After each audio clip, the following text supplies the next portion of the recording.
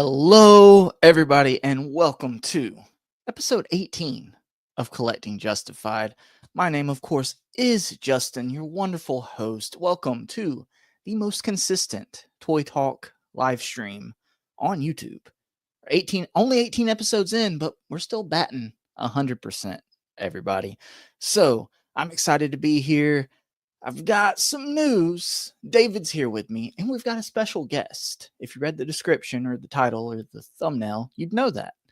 But Alexi, Andrew, and Kenny are all on basement duty. You saw last week, you saw the Dan Who takeover. The Grinch of Whoville stole the live stream. And not only did Kenny leak the information to him, Kenny, he also reached out to Alexi. Alexi let him in too, or was going to let him in, but Kenny had already let him in. And Andrew did it for an extra tray. He was already in the basement. So everybody else is in the basement. David let me back in the live stream. So David's back with us today. So it's me, David, and our special guest. It's like old times. Well, a couple episodes. It's only 18 episodes old. So still a newer stream. And the saga of, oh, look, it's speak of the devil. Andrew's right there in the chat. So we've got a fun show planned today. I'm waiting on David to get in the green room. Take your time, David. Take your time. Take your time. It's okay. It's okay. He's settling in. He's sipping some water. He's getting some snacks. But what's new with me? The saga of the broken ring light continues. As you can see, it's still working right here.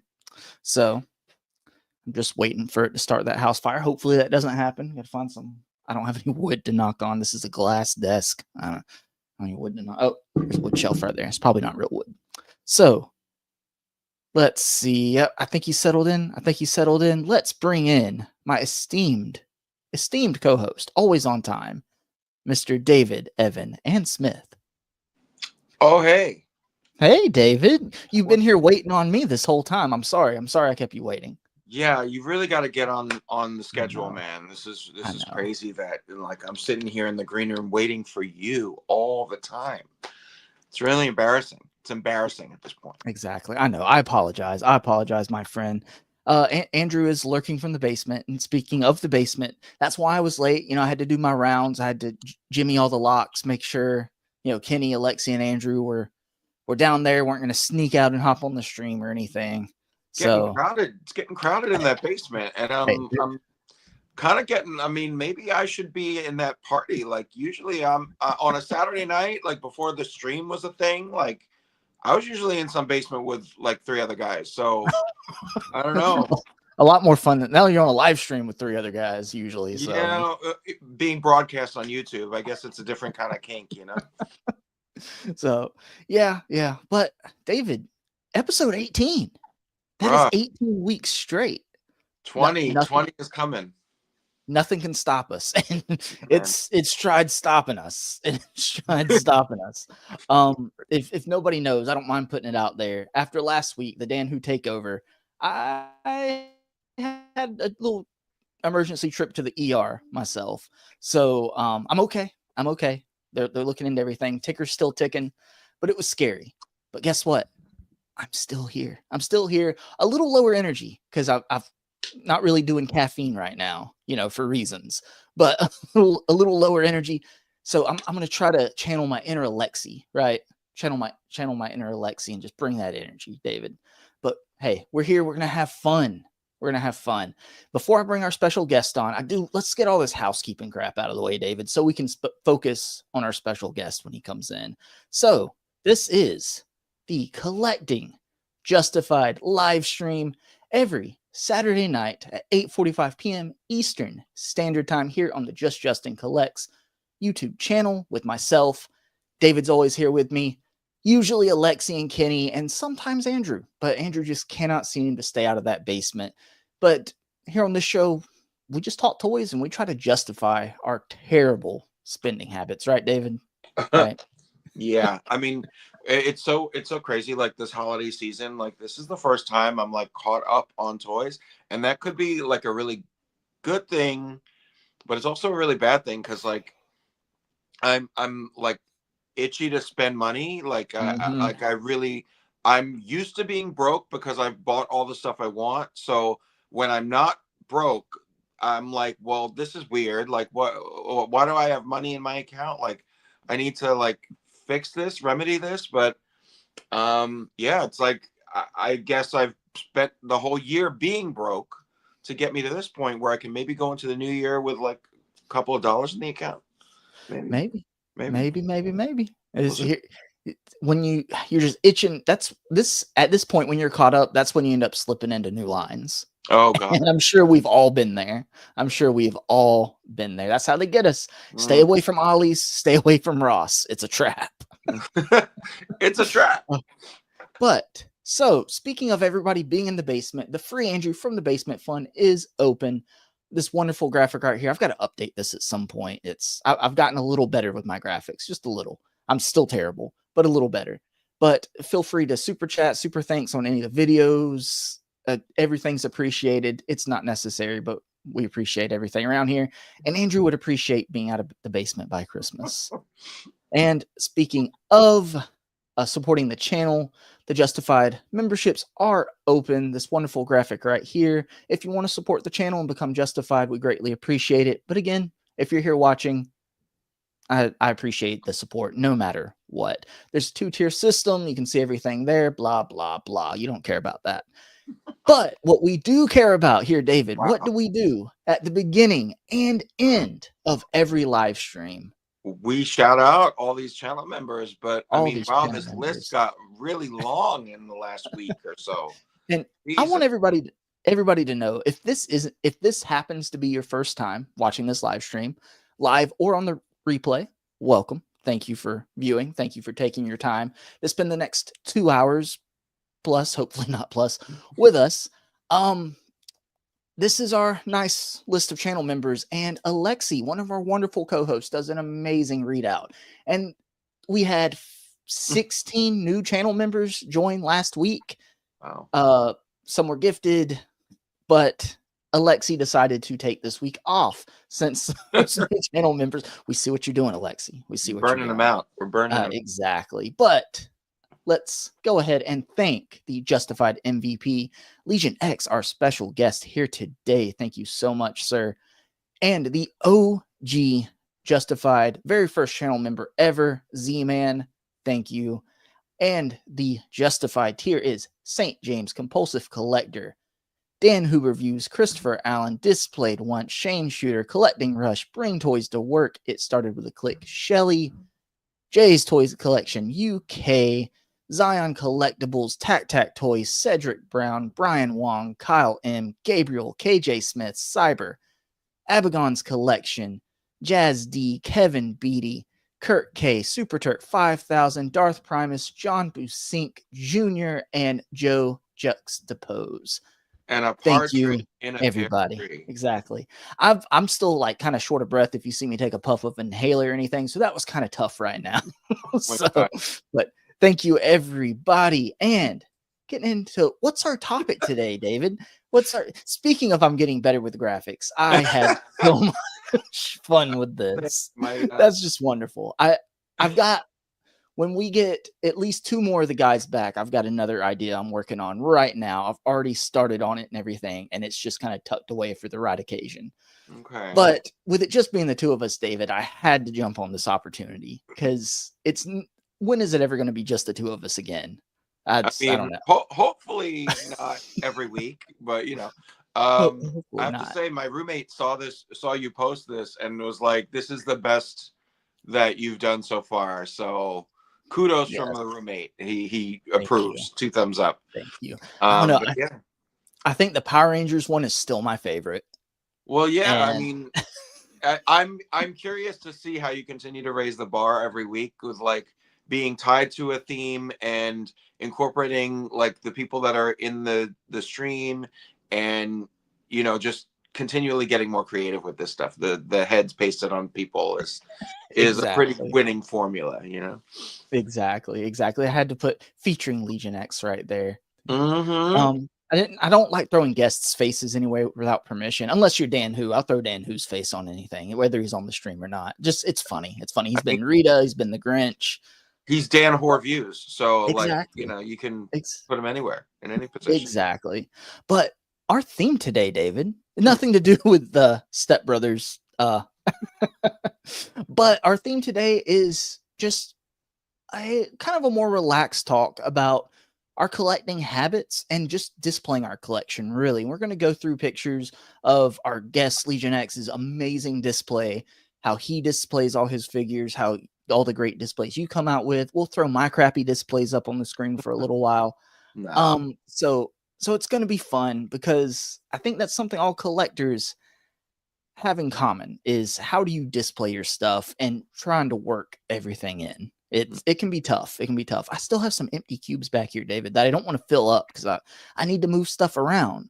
So I don't want to fill something up until I've moved other stuff around because I'm just going to take it back out. So Yeah, I there's saw that. that in the pictures that you set up. Oh, yeah. That there's a few empty shelves. Like, not a good look, man. You know. I know. I Gotta know. use the I know. space. I You knew know, space. I knew that wouldn't get past you. Let me go over the chat real quick and tell everybody, hey, excuse me, Mike Hex was here bright and early. What's up, Mike? Gabriel is here dropping the justified emojis in the chat. Excuse me. Jellyfigs is here. What's up, Jellyfigs? Pixels and Plastic here from the UK up late. And he did also say, make sure you hit that like button. Thank you. Of course, Andrew popped in, compulsive collector, our number one fan. No Alexi, no Kenny. So I'm just here for David. Yeah, pretty much. Damn right, John. I need some support with all the weeb shit I'm about to see in Yes. Justin's picks. So, some little YouTuber, Dan, who I don't recognize the name. He's here. And one of the biggest UK YouTubers right there. That's Jay's Toy Collection UK right there. I recognize that name. He's awake. Nah, thank you, Jay. Thank you, Dan, for being here. But I don't want to make our special guest wait any longer. I just didn't want to bore him with all the normal crap and all that, But let's bring our special guest, Legion X, Rick. How's it going, man? Hey. I'm great. How are y'all? Good. Thank you so much for coming on. Yeah, I appreciate y'all having me. Welcome, no Rick. problem. I haven't seen you in a long time. Good to see you. Welcome on. When was it? Legends and Liquor, I don't know, a year ago. Well, when was the last Legends and Liquor you were on? It's been ages. Well, he was on one a couple weeks ago, right? 3-4 weeks ago, weren't you? I was on an after show. Oh, after show. That's what it was. Because, to get me out of my shell, a 20-inch Sentinel will do that. Yeah. I think it will. I'm telling you, I saw a couple of the HasLab Sentinels at Retro Toy Con a few weeks back, and let me tell you, that was I didn't have the cash for it, but it was very tempting to at least maybe tuck it under my shirt and try to walk away. Nah. But I'm so excited for the 97 Sentinel. Mm-hmm. So did you go on those Legion X? Say again? Did you go in on the X-Men 97 Sentinel? Yeah, I'm buying 5. 5. Oh, yeah. Wow. And it's really going to shift, my way of thinking. I'm going to have to build a new shelf. I want a cityscape diorama. And then I really don't want to move any of this, but they keep coming out with characters. So eventually it'll get full, with characters to fight them. So, Rick, when like that many big, not just one big figure's coming, but 5 of them, and you're gonna have to fit them in, does it make you nervous or like more excited about fitting it all in and getting to redo your display? I'm excited. It really engages my imagination. There's so many comics that show X-Men just tearing these things apart. And there's so much inspiration there. You could draw from anywhere. And they're just fun fodder. And the scale, they have a presence on the shelf. Yeah. Yes. So it'll be a lot of work learning how to make the diorama, though. I've done simple stuff, but making things like doors and window frames and all the little details, I'm thinking I might have to buy some of that stuff instead of make it. Right.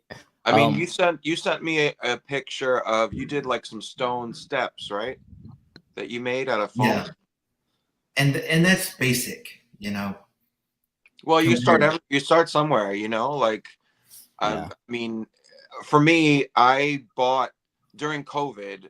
I was home, I was furloughed, so like I was collecting unemployment, but still had a job that I could go back to once we like reopened everything. But like I was sitting home there was nowhere to go and nothing to spend money on, so I just bought a bunch of this My World from Jack's Pacific shopping mall dioramas that are like stackable and interlockable side to side. So I just built a shopping mall on top of my details for X-Men. So there's a Sentinel attack going on the shopping mall.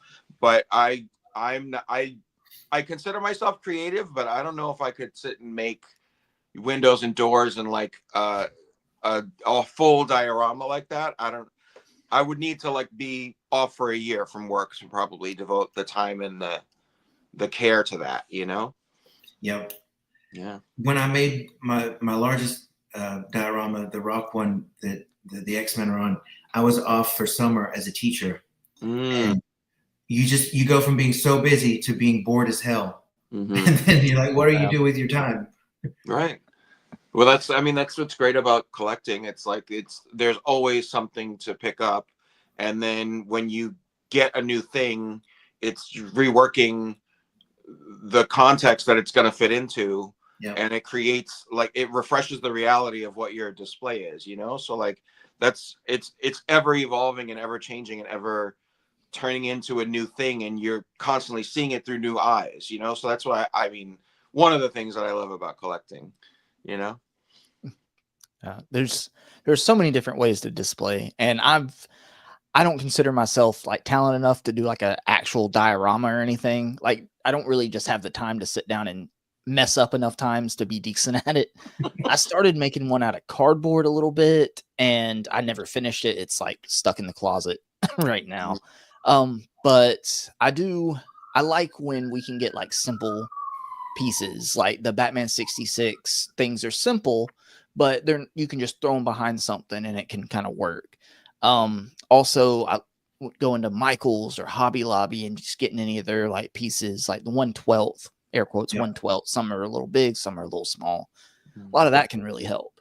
And then David, I know, Rick, I don't know if you've been picking these up, but me and David both, we talked about this, I think a couple weeks ago, the Five Below things. This is just accessories, but then you have ones that actually have like pieces of furniture and just all kinds of stuff. Yep. I just bought something called the Casket of Cruelty, and it comes with like blood and like a chainsaw and a nail gun. But I wanted it for the crossbow to give Destiny. And it's sad that I had to spend $35 on all this other stuff just to get a crossbow. But I imagine I can put the blood to use, like have Wolverine and Sabretooth going at it or something. I don't know. Oh, where's it from? Where's that from? It's NECA? It's on Amazon. Oh. No, it's not NECA. It's, I forget what company makes that. Oh, it's called Super Action Stuff. Real clever name. Yeah. Yeah. I think they've done a couple different things, right? With accessories and stuff. Okay. It also comes with a casket, so That's I don't know what you do with a casket, but David would know what to do with a casket. I've got the Simpsons line of Vampire Burns that comes with a little casket. So there's that. And I have one cube dedicated to Simpsons and wasn't thinking about that would not fit in that cube with all the other figures on like the riser. So it's like not by itself, but with some random stuff on another cube. Rush is here, as well as our good friend Kurt K. And oh God, what's John saying? It's super action stuff. I want everything except the crossbow from the set. You could have just waited and let John get it, Rick, and then he could have just sent you the crossbow. See? Hey, I can return it. Let's talk. There we go. I think you might be like, John likes to just like stuff that other people don't like. Like he always just gets on Rich's nerves by going the exact opposite way of what Rich is saying about stuff. So he might just be pulling your leg. I don't know, but just send him the crossbow anyway, John. Just send him the crossbow. I also need a set of blue holding hands if you got those. You know, he I was going to say Destiny. That's the only ones he doesn't need. Finger. Yeah. Z-Man's here. What's up, Z-Man? How's it going, bud? But so guys, let's get into pickups. Rick, do you have anything you'd like to show off this week? I got two new things. Right. The first one is way out of left field, but I've been wanting a Spawn figure for a while, and these were the cape and the figure were both on Black Friday deals, and so I thought now's the time. Wow. And this cape is insane. I mean, it probably has 20 bendy wires in it to articulate each little tentacle or strand. And that was one of the coolest part about the comics was how the cape was almost sentient, had a life of its own, and was a weapon as well. And so this is also my first McFarlane. So I'm going down the slippery slope. You hear that, John? You hear that? It is. Where's the cape from, Rick? I don't know who makes it, but it's off on Amazon. And it also comes with the metal chains that have bendy wire in them. Oh, that's awesome. Yeah. That's what's held me back from. I saw both the Call of Duty Spawn figures from McFarlane in Walmart the other day. And I was debating on picking up the one that looks more like a traditional Spawn. It just has like maybe some gun shell, like some bandoliers or something, I don't know, on it. And it comes with a bunch of guns. But he has more of like a traditional look, like his cape and stuff. But I just couldn't pull the trigger because at the end of the day, it's still like that plastic cape. And I was like, just because I think Spawn, I think a cape like that, where you were saying like takes on like a life of its own almost. And I've seen certain photographers perch him like on a Gothic rooftop and have it blowing in the wind. And, you know, I'm sure, I don't know how they set this stuff up, but I bet it's 2.5 feet long at that point. Oh, man. That's talking about trying to display stuff. That takes up a lot of space there. John said the slope ain't that slippery. Kurt said, no one here collects McFarlane. And our friend Jay's Toy Collection UK said he's watching wrestling right now, Saturday night main event. And he's going to pop in between commercial breaks. But he says there's so many commercial breaks. He's going to probably be spending a lot of time here with us. Does that count as different view counts if he like goes out and comes back in a bunch of times? Nah, I don't think so. Okay. Probably not. Too bad. Well, what else did you have, Rick? And then this came today, the Doctor Strange and Wong 2-pack. Nice. And I'm really enjoying the Wong. And there's a few upgrades to the Doctor Strange, like the cape allows for more posability. It's not as stiff, so you can get a little bit more movement from his arms. And the power effects are pretty cool. Yeah. And I appreciate when they go to the effort of adding those, and maybe add a little bit more and not a green floating dog. The You're asking dogs too are much. Special though. We need, we love the pets. We love the pets. Or if you're gonna give the dog, he had no articulation, right? Maybe like make his legs at least move a little bit or something. I don't know. I could come up with a top 10 worst accessories ever, and the worst accessory ever was that cat from Miss Marvel that had the tentacles coming out of it. They wasted 2 pounds of plastic per figure on a daggum cat with tentacles. At least they could have had the tentacles articulate where you could swallow a figure or something. You know, if you're gonna go to the trouble, might as well go all out, right? I mean, that's like the equivalent of the Phoenix effect, and yet that was regular price. I'm exaggerating, but y'all know what I'm saying. Yeah. Was everyone else able to get that Phoenix on like a deep discount? Because for some reason, like that thing, it was supposed to be 50, right? Yeah. But when I ended up getting mine from Target, I ended up paying like 24 for it after it was marked wrong, and then they had one of those sales going on. So by the time I ordered it, it was like $24. That's a steal for that awesome effect. Downside to me being so aggressive about buying things right when they come out and ordering from like CMD store when it's like 2 months early is I paid like regular price for 2 of them, and then I found one at Target for that discounted deal, so I bought a third one just so that I could have gotten one on a deep discount. So now I have 3. I don't know what I'm going to do with my third Phoenix, but I'll figure that out. She can go somewhere. Phoenix has been around forever, you know. Oh yeah. And you can do several different looks, right? So who cares? It's one of those characters. Do you like the head sculpts, David? Or I've heard a lot of criticism about those. I like the head sculpts. I think that the nice one doesn't seem like Jean to me, and I think it's just the hair. Like, there's nothing wrong with it. It's bright. It looks like a real person. The digital face print is wonderful. It just does not feel like Jean. I don't know what it is. I've used it as a Mary Jane head sculpt. I've used it as a 1966 Poison Ivy head sculpt. But I cannot leave it on the Phoenix figure and have it feel like Jean. So I still prefer the like prior one with all the flowy hair and, you know, what was that from? That was from the 3-pack, the 2-pack, the Cyclops 2-pack, Dark Phoenix 2-pack. That's like super pricey now, you know, like that's like a good, solid, powerful looking Jean head. But I do like the new ones, whited out eye, kind of Dark Phoenix head sculpt. So I've used that. But you got that set, didn't you? I've seen you display. How do you feel about the heads? In the right lighting, they're beautiful. But in bad lighting, she's, you know, you wake up and you regret taking her home. We've all had those nights, yeah. Yeah. It's like in the club, you looked great, baby. Mm-hmm. Well, in the club, we're all fam, you know? Rick, was that it? Do you have anything else you want to show off? It was. That was it. All right. Let's see. I mean, technically, I could list about 60 things since I haven't been on a stream. But there you go. But I figure, to be honest, I'll just do the ones for the last 2 weeks.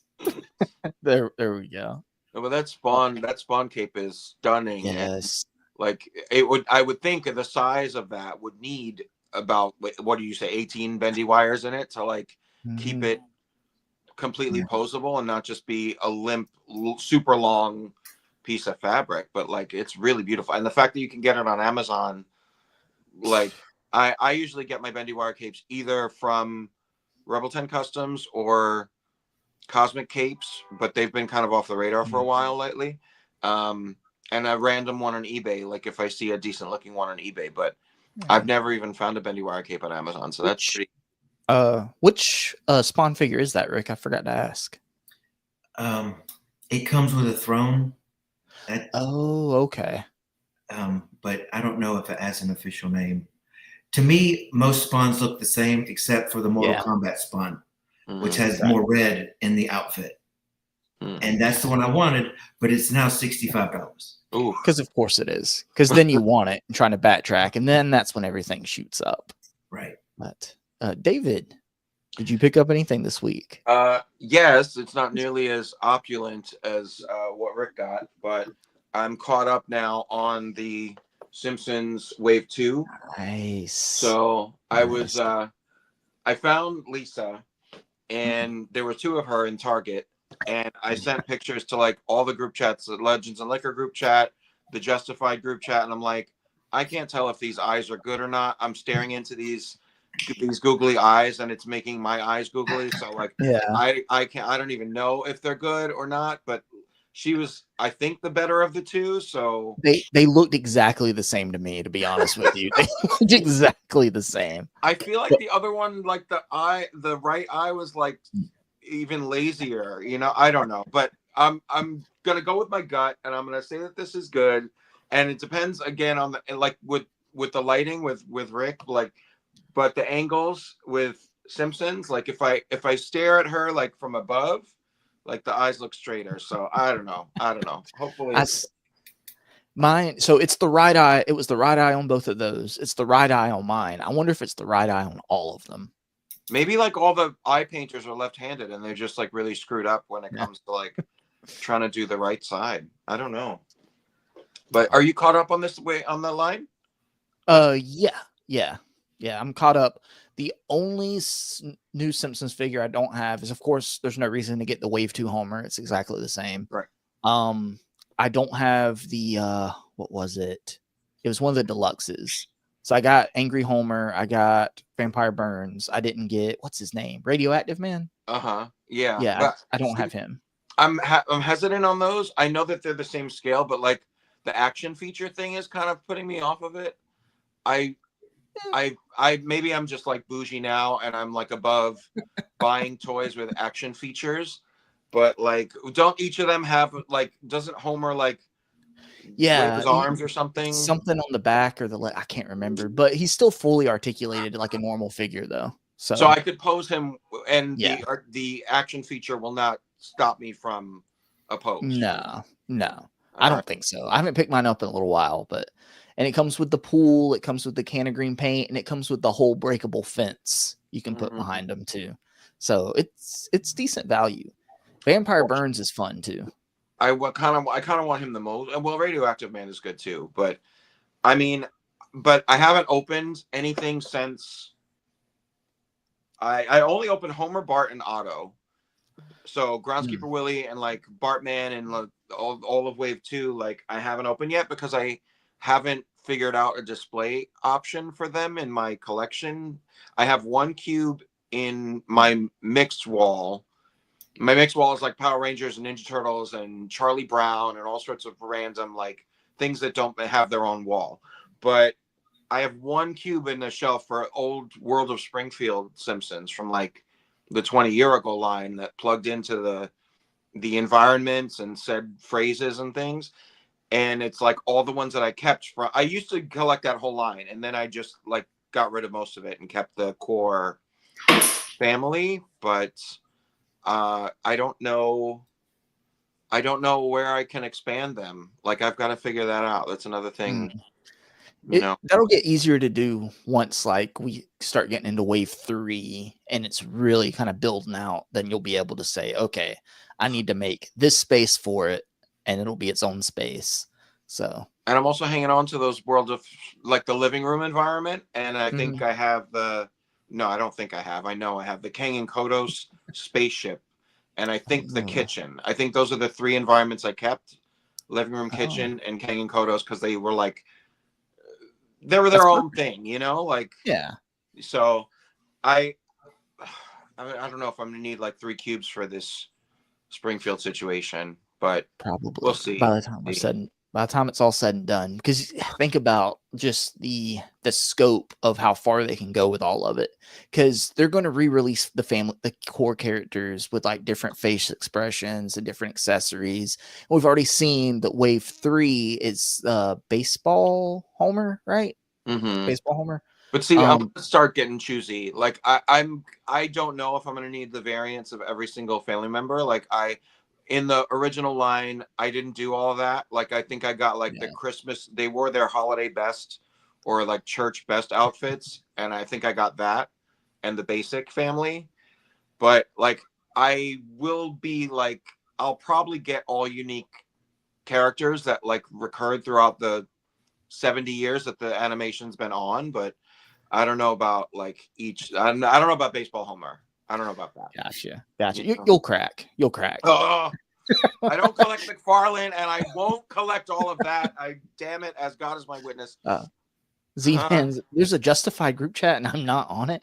It's nothing interesting, Z-Man. It's just us talking like it's basically production talk of the show and stuff, and going back and forth. And David telling me like, no, that's dumb. Do it this way. That's basically what. I'm just kidding. Yeah, it's just the criticism chat of Justin. So basically, John, we're gonna add you to that chat. So. Oh God, no, please no. but I mean, it is interesting that like of all the Justified, the 2 MVPs are now officially on stream. Z-Man was on a couple weeks back. Now Rick is on. So, I mean, look at how you can get involved and be a part of the Justified. Exactly. Be like, I think what I'm going to have to do at some point is I will do a group member chat, like where the members can join if they want to talk and everything. I can do that and everything, but as I don't want to crowd the producer chat, if you will, because then I won't get all of David's feedback about what I'm doing is wrong. So I'll have to send him all my criticism in a separate chat. Exactly. And then he's got so many chats to manage. Oh my God. Right. Do y'all? Oh, sorry. No, go ahead. Like, do y'all honestly critique each other? Or are y'all just goofing off? It's playful banter. It's yeah. I mean, it is true production talk. It's like, well, what do we want to do as a theme for next week? Like, do we have guests that we are talking to that we can bring on? Justin will post like 5 versions of the thumbnail, and we'll all debate like what's the best, like this background versus this background, and like maybe make this text larger. That's where I'm like super critical, is like the thumbnails for whatever reason. But yeah, no, like I don't know, it's really a production talk thing. Yeah. But we have most of our fun right here on camera for everybody on YouTube. Right. John's stirring the pot with Z-Man. Don't stir the pot, John. Andrew says Discord. I don't even use Discord, to be honest with you. I'm probably one of the only people in this world that doesn't use Discord. I don't even know what it is. Is that an app? Yeah. It's where I think you can do voice chats and just group chats and stuff like that. Everything. So I've used it before, but I don't know. It's like it's different chat rooms inside of the app. It's kind of like on like Instagram Messenger, where you have different chats and stuff, but you can break it down more. Andrew's going to suggest it, and he doesn't even know how to really use it. Andrew, I'm going to unplug the router out of the basement. It's useless. But so you got Mo and Lisa. You got Krusty the other week, right? Yeah, I did get Krusty the other week. I don't know if I showed him off the week that I got him, but yeah, I do have Krusty. And then the next wave is Baseball Homer, Marge with Maggie in the package, right? Yeah, Marge with Maggie, Baseball Homer. What else? Lenny, I think. Lenny, yeah. Said it was Lenny, and I saw the picture floating around. I can't remember. I still have not seen this picture, and I said it last week. I'm like, I don't know if Marge is going to fit in the box with her hair. She might be scaled a little smaller, or like you said, the hair might be detached. It's common for head figures to come decapitated, and you just put the head on it when you. Well, just make it a Maggie package with a Build-A-Figure Marge, and just have like Marge's head like on the side, and that's not dramatic at all, right? Like. That's not scary to see him in the aisle. No. Very marketable. But with Mo, I think Mo comes with the telephone accessory is really awesome because it does like you can make calls on it. Yeah, right. The phone comes off. But I wish now I need like a little side table to put over there. I got to find a little side table because Mo doesn't really hold the phone. Like I wanted to have him like holding the phone with like the rest of it like down, but the wire's a little too strong. So it like stays. I don't want to break it. I don't know. Yeah. But so it's fun accessories. Fun. That's this is the problem that I have with like. So I when we get into displays, like I make these environments for my Batman 66 team ups. I just did an Instagram post with the new versions, and I don't have enough furniture. Like I have all these accessories but they can't hold all the accessories. So I need tables and surfaces that are like the right height and scale that look like they'd be in the set, like to hold the phones and all of these weapons and all these crazy things. So like I do buy furniture, like dollhouse furniture, like 1/12 scale furniture on eBay, but I just don't have enough, and I don't like know which I'm gonna need in the future to so I have to I need a couch. I need like a good couch, but a lot of them, like I see in Hobby Lobby or somewhere, they scale kind of small. And then if I go shopping on Amazon, I can't really see it in hand to know like, oh, is this going to be, if I'm paying twice the price I could in Hobby Lobby for something that's the exact same size. So I haven't pulled the hard. trigger on anything yet. On eBay, like I bought a white piano that was 1/12 scale because I made a custom of a character that was a piano player. So like I wanted this white piano, and it's way too tiny. Like I think that most of our stuff, like they say it's 1/12 scale, but like it's really more towards the 7-inch scale or like a 6.5, and it's drastically noticeable. And when it comes to like true 1/12 dollhouse accessories, like that piano, the bench is super low. Like there's no way a figure could sit on that bench and like have their legs under the piano or anything. So like it's buyer beware. Like I mean, it wasn't a crazy amount of money I spent on it. Like most of the stuff is cheap for 1/12 scale accessories. So like maybe you take the loss and it's like, oh, I spent $12 on a couch that doesn't work. But Exactly. I don't know. Exactly. The ones that like Hobby Lobby on like the dollhouse wall, that stuff's generally inexpensive. So I'll probably end up pulling the trigger on a couch and just seeing how I like it. It's probably going to be like $8 or something What's the like return that. policy? What's the return policy at Hobby? You probably return it. It's right. They come in a baggie though, but you could probably return it. It's probably not a big deal. But it's just hard to know until you get it home and you put it on the shelf with a figure. And you know, different figures are different sizes too. So which figure you're trying to put on it, you know, but I'm just thinking kind of like, oh, we'll get into displays and all that later. But David, did you have anything else you wanted to show off? Not really. No.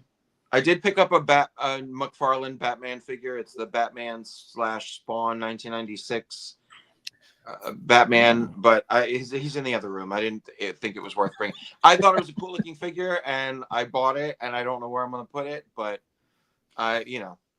whatever. It's just Batman. Yeah, good thing we don't collect McFarlane.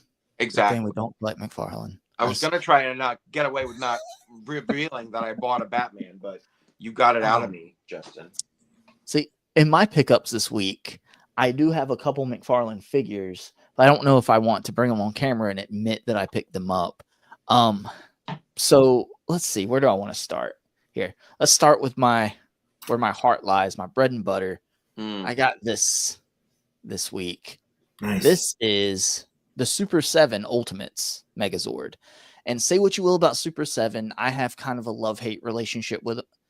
I don't even think it's hate. It's just critiquing. I think they make beautiful stuff. The quality of the plastic scares the crap out of me sometimes when I'm bending it or get it out of package, but they look awesome. I don't like the way their Power Rangers look. They look lanky, and I hate the ab crunch articulation, and it looks like the head sculpts are soft. Like it looks, they don't look. It looks like they would have been great 10 years ago. You know, they would have been great 10 years ago. They're better than the Bandai Legacy Collection ones, I think. But we've had Lightning Collection already, so anything that comes after that has to hit that measuring stick. So, but good luck. Their Zords, man. Their Zords are great because with them, they're bulky. They're guys in suits. These look very show accurate to me, where it looks like it did on the show. It doesn't need to do any Spider-Man poses. It doesn't need to move a lot. So having this, now I have all three of the Zords they did. I have the Red Ranger's Tyrannosaurus Zord. I have the Green Ranger's Dragon Zord. Now I have this, and it will forever irk me that the Tiger Zord got canceled. I don't understand. That's what I'm sad that it looks like they're not going to do anymore, because I have some other Dino Megazords, but by far this one with the paint and detail is going to be the best one on my shelf. It looks great. Yeah, it's really nice. It came with a couple little Rangers that aren't painted too great. They're tiny. Think like Micro Machine size, kind of like that. Maybe a little smaller. So all the Zords come with those. It comes with, where is it? I don't know where it is. Oh, here it is. They come with these coins. And they are solid and heavy. So what I do is I've got these little acrylic display stands that I put the coins on, like in front of the Zords on the shelf, because these are nice coins. So this is like all the. I think it only shows the symbol maybe a few times, or maybe for a brief second when they form the Megazord, like all the dinosaurs. Didn't they have coins back in the day as well? They did. It was weird because in the show, you talking about like in the show, Rick? It's just a vague memory. It could have been with a figure. It could have been something they like did this with, and the coin was in their hand. Yeah. They had the power coin. The power coin was in the morpher for each of them. So when they did the morphing, the power coin was in the center of that. Oh, okay. But then also I thought that they used the power crystals. coin in the Zord to like create the crystal that like plugged into the Zord to drive it or something. It was really weird and convoluted. Yeah. Yeah. A coin and a crystal, and it was weird. But they did have the coins that came in the morpher, the morpher toys too, and a fun insider thing. Everybody probably knows this, but if you don't know this, in the show, they actually use the toy morphers as the prop morphers. Usually, like if one would break or something like that, they just use the toy ones, the same ones you go to Toys R Us and get. Yep. Love that. So that's fun to know. But that's great. I love it, man. And to me, what I love about these is people complained about the Lightning Collection monsters being a little too big. I think they're the perfect size because they're supposed to tower over the Rangers anyway, and they can scale with your Zords. This might be a little too big, but it's the Megazord, so I kind of really want like the Goldar now too, because he comes with good accessories and he looks really good, and I can put him on the shelf next to this. And I kind of really want the Rita just for like the telescope and the stuff she comes with. I bought the Super 7 Rita for the telescope. Yeah. Well worth it. And her staff is actually better than the Lightning Collection because it's got like a real chain hanging under it. So I highly recommend the Rita just for the accessories. I feel like the face sculpt is more like Power Ranger coloring book kind of Rita than an actor likeness. But she does come with a Kimberly head from when Kimberly was acting like Rita in an episode. Oh, that's cool. So, you know, for Kimberly fans out there, like it comes with the Kimberly head. So deep cut. Kenny, hashtag no McFarlane, unless it's every Superman. And St. James just stopping by to say hi. What's up, St. James? What up, St. James? By. But yeah, man, Super 7 would be a much more successful company. From the outside looking in, I don't know anything about their books and about anything about the insider trading of their company or whatever's going on. But if they just weren't $55 a piece starting out, that's what hurts. That's what. But would we get all the amazing accessories if it was a $20 figure? I still end up only paying $20 for them anyway because I wait till they're on sale. So I'm not paying. I think this was originally $65, but every Super 7 tends to go on clearance, which is sad to see. But you know what? I know is not going to go on clearance. Going into my second pickup, I finally got the Deadpool Wolverine. This head sculpt is amazing. I think they've really done good on all the Hugh Jackman head sculpts. But man, this figure is great. I have, nitpicks about the way the body is. I kind of really wish they would have done a diaphragm ball joint instead of the ab crunch and the waist swivel. I know they'd say they don't want to break up the sculpt up there, but you're breaking up the sculpt for an ab crunch and a waist swivel anyway. I'm just kind of over waist swivels right now. It irks me when you turn it and it bulges. I just feel like the diaphragm cut, it just makes everything look a lot more natural. And when you don't have him posed, if he's just standing, he looks very just like a plank. And that kind of bothers me because the texture on the suit looks great. The suit looks great, but it's just, I feel like if they would have done that with a diaphragm joint, it would have made the chest a little bigger and it would have made him more angular and more like shapely, if that makes sense. You want a shapely Wolverine. Yeah. But But man, he's awesome. I picked him up from Cosmos because it was taking forever for my big bad order to hit my pile of loot because Deadpool's been in there for like weeks, probably a month, and Wolverine still hasn't hit. So I just canceled that and picked him up from my local store. Are you going to get Deadpool? Once I'll probably pick him up from like Amazon if he goes on sale. Yeah. It bothers me that it's a weird nitpick, I guess, but it bothers me that Wolverine wasn't wearing that look in the movie at all. So didn't he wear it in the bar? Wasn't that what he had? No, it was something else, right? I don't know. He was wearing something else. I don't know. Which they had to have pulled it from somewhere, but who knows? I think somebody had said it was from a trailer, I think. Okay. So they made it accurate to something they saw, so that's not their fault. And that's what happens sometimes with this stuff. So we get it early. All the looks Wolverine had, that they release a figure of him in something he didn't appear in. So that's crazy. Hey, I hope it goes on sale because I'm looking for a lot of civilians to be dying in my Sentinel diorama. Yeah, that would be a good bunch of dead civilians. I'm debating getting a sec. I have one of those Logans, but I'm debating getting a second one to use as like a civilian Atom Black Ranger from Mighty Morphin, because he always wore like grays and plaids, you know. So like, I think I could spin that for an Atom civilian. Oh, perfect. Yeah. You know, there was a lot of plaid in Power Rangers. A lot of plaid. Well, how do you break it? I mean, you got to do all these different looks in the same one color that they're supposed to wear all the time. And Adam can't wear just solid black all the time. He'd be so emo. You know? Yeah. But guess what's not emo? St. James dropped a $5 super chat. Thank you, St. James. Woo! Yeah, our viewership's going to come and go because of wrestling right now. He said Kevin Owens versus Cody starting now. Well, St. James, with that $5 super chat, you know what he did to get that super chat in there, David? You know what he did? Never leave the cave without it. I mean to click that a second time. He whipped out the back credit card. Thank you, St. James. Well, if they're what was that, Rick? If they're into conflict, we could all start fighting. There we go. Start the beef now.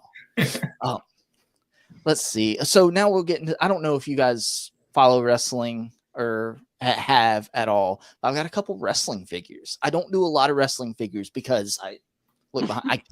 I can't.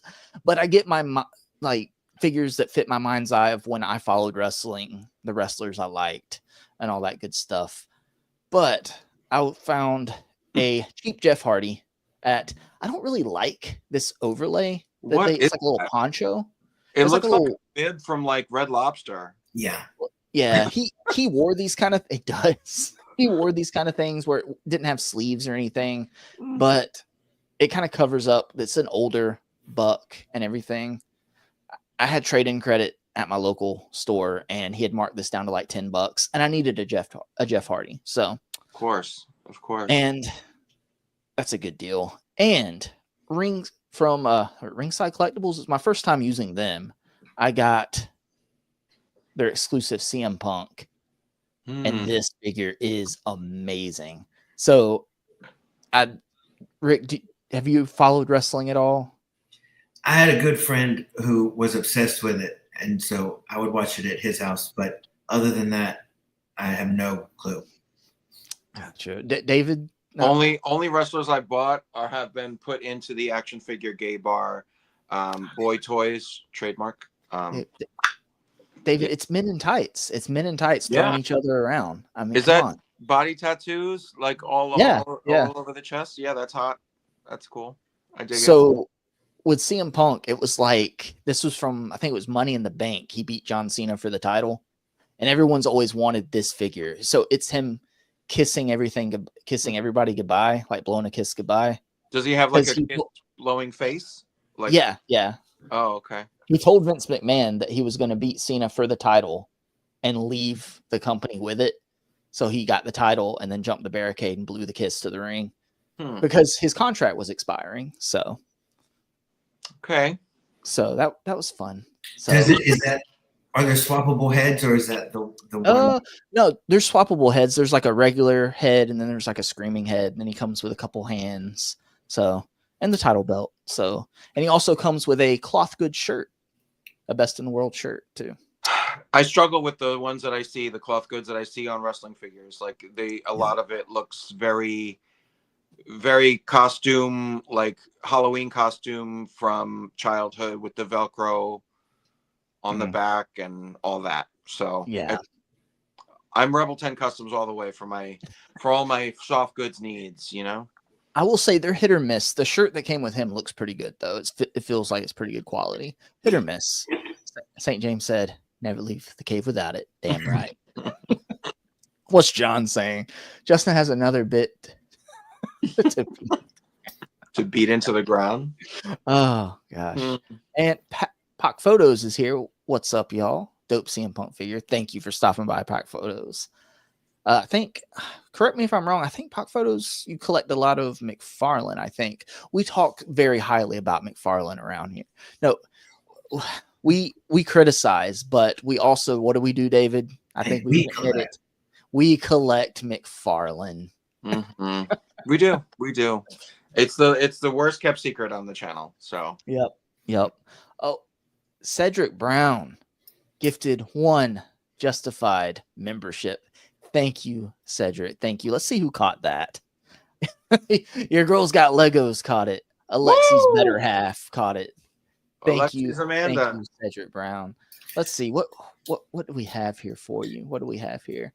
Oh, here we go. Hey, how you doing? Thank you, Cedric. So you can clip any of those things, and they're not gonna like take you off YouTube for like using other clips. You got to make it short enough, and also not at the very beginning of a video or a live stream or anything, but you just keep it short and it's edited, and you can argue fair use because it's changed up and you're not like clipping a whole show or anything like that. You're not broadcasting a Friends episode. You're using a Hot Photo says, good to know. I'm in good company. Yep. I don't think anybody actually collects McFarlane without also criticizing it, but he's got to be doing something right. Yeah. But guys, let's get in to our main topic. I think I want to spotlight Rick here first. Let me bring up some pictures that Rick was able to send me. And Rick, so when you're building out your display, what really influences like how you do your displays? It depends on the space. If it's the top shelf, that's been many different versions. Had many different versions. I used the Marvel Universe Sentinels for like at least 2 years. I had them fighting all the mutants up there, but then I rewatched Endgame quite a bit. And that final scene where they're all charging at Thanos' army, I think that probably is a big inspiration. The clash you see in the X-Men animated intro where they all go at each other, and that's a common in comics for them to have that kind of head-to-head matchup. And I thought, why not have them all facing the same way, looking like they're moving at you and charging? I don't know, make up your villain. I don't have a shelf on the other side of the room, so I can't put the bad guys over there. But that was the basic concept for that, and it's a simple one. They're just all coming at you, and finding ways to support the character, whether they fly or whether it's going to be on a flight stand or whether they need a peg. And the shelves below it, there's a different strategy. It's like breaking them up into different groups and what works for whichever section. If all of y'all that follow Marvel Legends can see that I kit bash some and swap heads and like swap effects, and that's a good way to recycle figures. I have to ask that the Sunfire effects that you have on him, where is that from? That's eBay. Really? And I don't think they come from a specific figure. I think that was someone made those, and that looks great. Like they're like these flame thrower shooting out effects that like I'm always mesmerized by that every time I see it in your posts. So yeah, they go good for the new Holocaust's gun. Oh, okay. The new Build-A-Figure that's gonna come I'm out. sorry, let's be PC. The new genocide. Genocide or Nemesis. Nemesis. Yeah. I'm sorry. No, you're good. There's so much just motion going on here. I think that's something that everyone struggles with, like when building a display. It's okay to have some static displays, but man, this is next level. And let's face it, sometimes you have to have a static display because of space. Like Dan Hood. Mm-hmm. Yeah. I mean, wasn't trying to throw shit. I don't know if he's still with us, but I am constantly mesmerized by like how jam-packed his room is, and like he's gonna need to knock a wall down soon. Like it's imminent. He needs to take the roof off the place or knock a wall down or something. Absolutely has to display his like that, because there's no way he has the space for something like this. Right. So I see like the circular, this is something I was going to ask, is that's something I run into is a lot of times when you want to do like fighting poses or a extravagant display like this, it's how the heck you get them to stand up. So do you use these circular foot stands right here a lot? I do. And at first I was using these larger ones, and they don't work on a non-flat surface, for one. And then two, if a character is really close that also needs a stand, the overlap is really ugly. And these, they're super tiny. They're pretty cheap, and they're made by Figures Lab. Figures with an S. Figures Lab. And I get that question probably 3 times a day. So please, for the love of God, Figures Lab. Figures Lab. Off, that name where do you buy them was from? Figures. Amazon? Figures. Amazon. Okay, nice. Z-Man says he used to display fight scenes and then got him on tiers, but now he might go back after seeing this. I mean, it does come down to space. Like I always say, like space and money are the biggest enemies of the collector. Like we either don't have enough money to buy all the things that we want, or we don't have enough space to showcase it. And like I have a friend I talk to on Instagram who displays nothing. Like he buys everything, and I don't know what he does, but like it stays in a box and it goes like under the bed and it's in the closet and it's like everywhere. I'm like, why do you collect? Like, just send me that money, because like you're not showing any of this stuff off. And so like I need to display what I buy. I need to see what I'm investing my money and my time in. And like I'm influenced also by all the splash page kind of like big battle scene things that Avengers Endgame kind of replicated all those splash pages that you see in comic books. Like any Avengers comic book where they like are deciding the next team of Avengers, and they bring like 50 former Avengers to the mansion, and like every page of that comic book is like a new splash page of them like in the living room or in the meeting room or on the lawn charging at this enemy that just showed up. Like all of that stuff is so epic, and like I will, like that's what I do with up there. Like that display above me is based on the 30th anniversary poster for the Avengers. It was like all the Avengers that have ever been, and then Wasp in every costume, like around the border of the poster. And that's what originally inspired me to do that display. But like, I mean, that's, I think, what every top shelf should be, in my view. So Rick, you're doing the Lord's work there. Like it's, and the posing, like I get the whole need for the floor, like the little bases, because that's did you make that base that they're on the rock? Yeah. Right. So like that's an uneven surface that like And I imagine, well, what are your floors like? Because if they're like floorboards, you might walk in the room and shake things, yeah? Or do you have concrete floors? No, it's cement. Yeah. Uh-huh. Yeah, so like I'm in an apartment building with wood floors, and so like my roommate is very heavy-footed. Shout out to my roommate.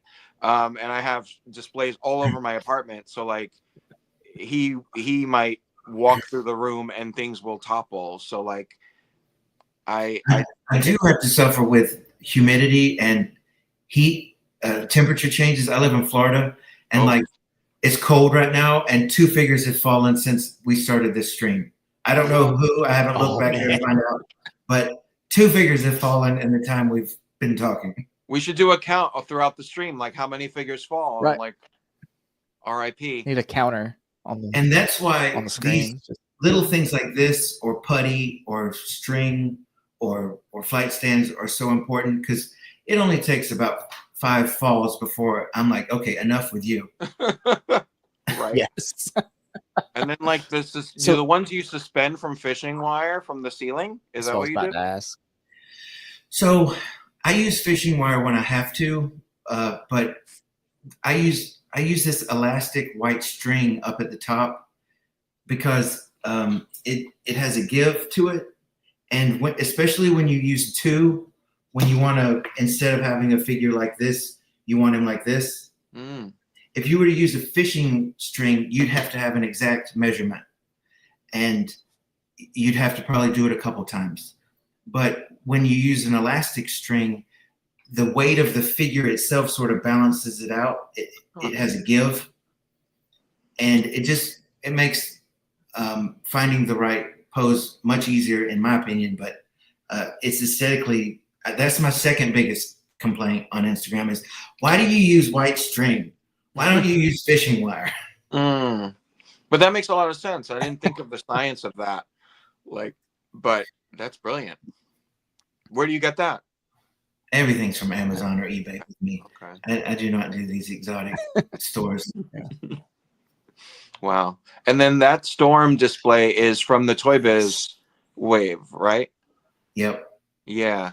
I lost that storm cloud spiral thing, and I moved apartments a year ago, and I still never found it.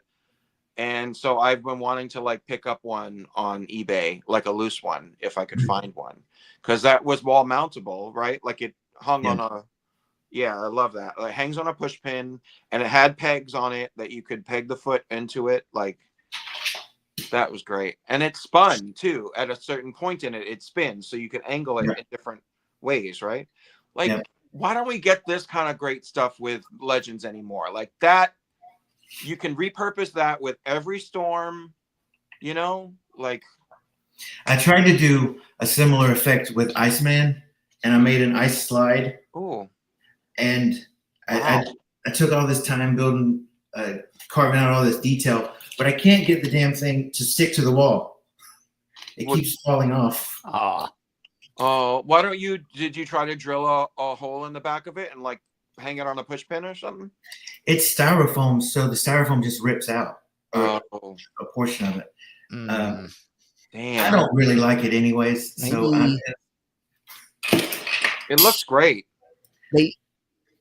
They do these like little like Velcro packs you can get, where you can rip off, and like one side's adhesive, so you can stick it on the back and stick the other piece of Velcro on the wall where you want it, and then Velcro it to the wall. And that way you could like pull it off if you ever want to pull it off and fix the figure or something like that. And it wouldn't damage the styrofoam. And I made 2 little footholds for Iceman, and that really worked. That's great. But I like the Velcro idea. Yeah. Because when this falls, it takes out like 30 figures with it. I can imagine. But it's lightweight, right? Like, because it's foam. So it's really the weight of the figure that would make it fall, right? Right. Yeah. Okay. Well, it really does look great, though. Hope you can find a way to use that. That's awesome. You painted that yourself, Rick? I did, but I was new to that as well, and I didn't know that spray paint dissolves styrofoam. And I had I've learned that now, but It was perfect before, and then I literally watched it start melting. So it's authentic. It's an authentic ice slide that melts as well. Melting action feature. You said you're in Florida, so it's right. Mm-hmm. Man, that looks awesome, man. Let's see. Is there anything specifically you want to highlight in these pictures? Let's see. That one just gives this you is a better full view of everything. That's you did that pano photo, right? No, I just stood further back. Okay. It's not very detailed, but Pano would have given it detail for sure. Wow. Oh man. I do admire the groupings because they're all very much the 90s teams. Yeah. Like I see the X-Force pod, the X-Factor pod. Vulcan's kind of up there by himself, but he doesn't have a rest of his team. Alpha Flight on the end. Oh, I wanted to ask you, that Shaman figure display, is that from the animated series episode where Alpha Flight, yes, where Shaman like plunges his stick into the ground and the vines all come out? That's what I thought. Because is that the Groot arm that you used as the vine? Yep. I love it. Look at that eye, eagle eye. See, well, that's the thing. It's like we collect because of the nostalgic attachment we have to the entry points of like what exposed us to these characters, right? So like I always see the animated series influence in what you do. I always see like those comic panel moments. I see that episode from Alpha Flight where he does that thing with his staff that he pulls out of the pouch, and like I think there was even the yellow burst of light.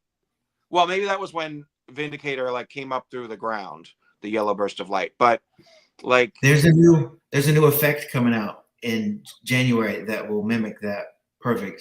It's from Tamashii Nation. I think I have that on pre-order on Amazon. Is it come out in like January? Yep. Yes. Did you see the smoke effect from Tamashii Nations coming? I got two of them. Yeah, I don't know where I'm going to use it, but it looks really good. He's already ahead of you. Yeah, like I see all those influences.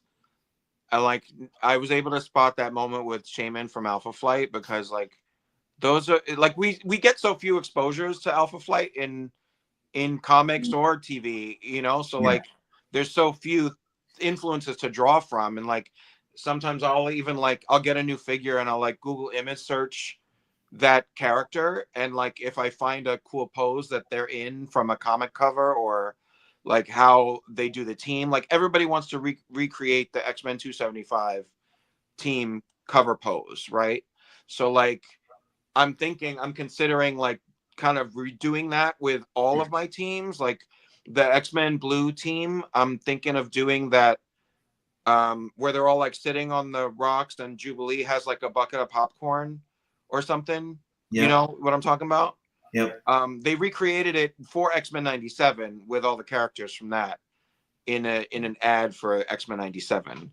I mean, look at that Phoenix display. Jesus. And with this one, there's tons of characters that have yet to be made, and David has many of them, and I'm really jealous of that display. My customs, my Shi'ar Imperial Guard. Man, I would buy all of them. Oh, well, maybe I'll let you commission me for some. And pricey though. I bet. I mean, everything is pricier. Mm-hmm.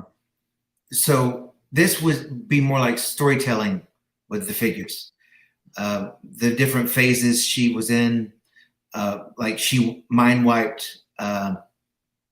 Lord, Mastermind, and I got a little scene of that. And I would like more of the figures because, you know, I would have the Imperial Guard fighting the X-Men on the dark side of the moon. Mm-hmm. I would have a scene where she's fighting the X-Men are fighting the Hellfire Club. Do you have, like, in the space that you're in, is that where your whole collection is? Yeah. So do you have like the option to like get other bookcases and like shift things around to give yourself more surface areas to do things like that, those scenes with like the Imperial Guard and the X-Men on the Dark Side of the Moon. Like I can probably fit one more shelf in there. Oh yeah. I mean, like a whole extra bookcase. Could you like shift over the one behind you and like add another? Yeah. Yeah, good. Okay. I mean, yeah, when you run out of wall space, that's like the biggest problem, you know? It's like then you got to kind of play Tetris and like fit them in wherever. And yours, how tall are those behind you? The Detolf cases? Yeah. Hold. I'm gonna try to judge it against my height. I'm like 6'1", so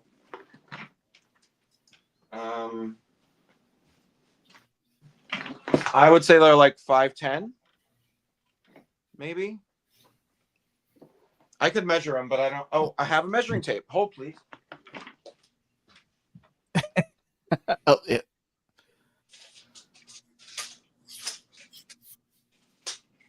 And this one, this one's kind of straightforward. And I'd really love to collect more of the Avengers.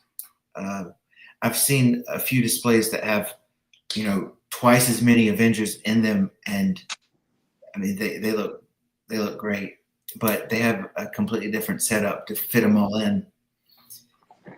They are 5'4" and 3/8 tall. Right. So my shelves are shorter than that.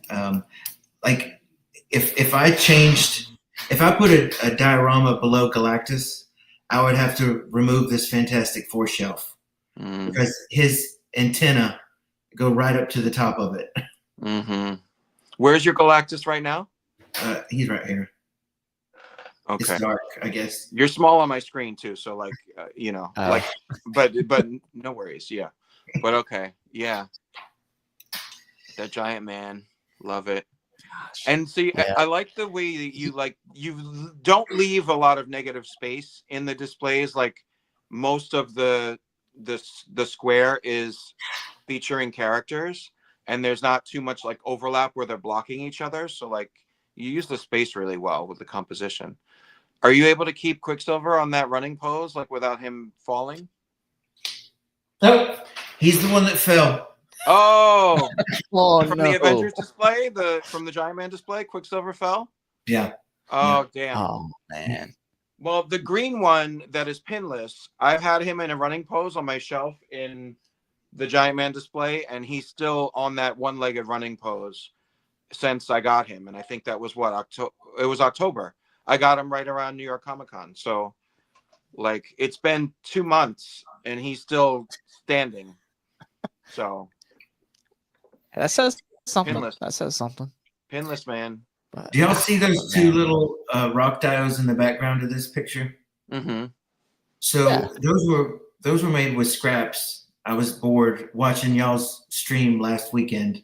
You were bored watching our stream? Wait a minute. Bored with my hands. Right. Oh. No, bored with my hands. Like I like to listen and do stuff. Okay.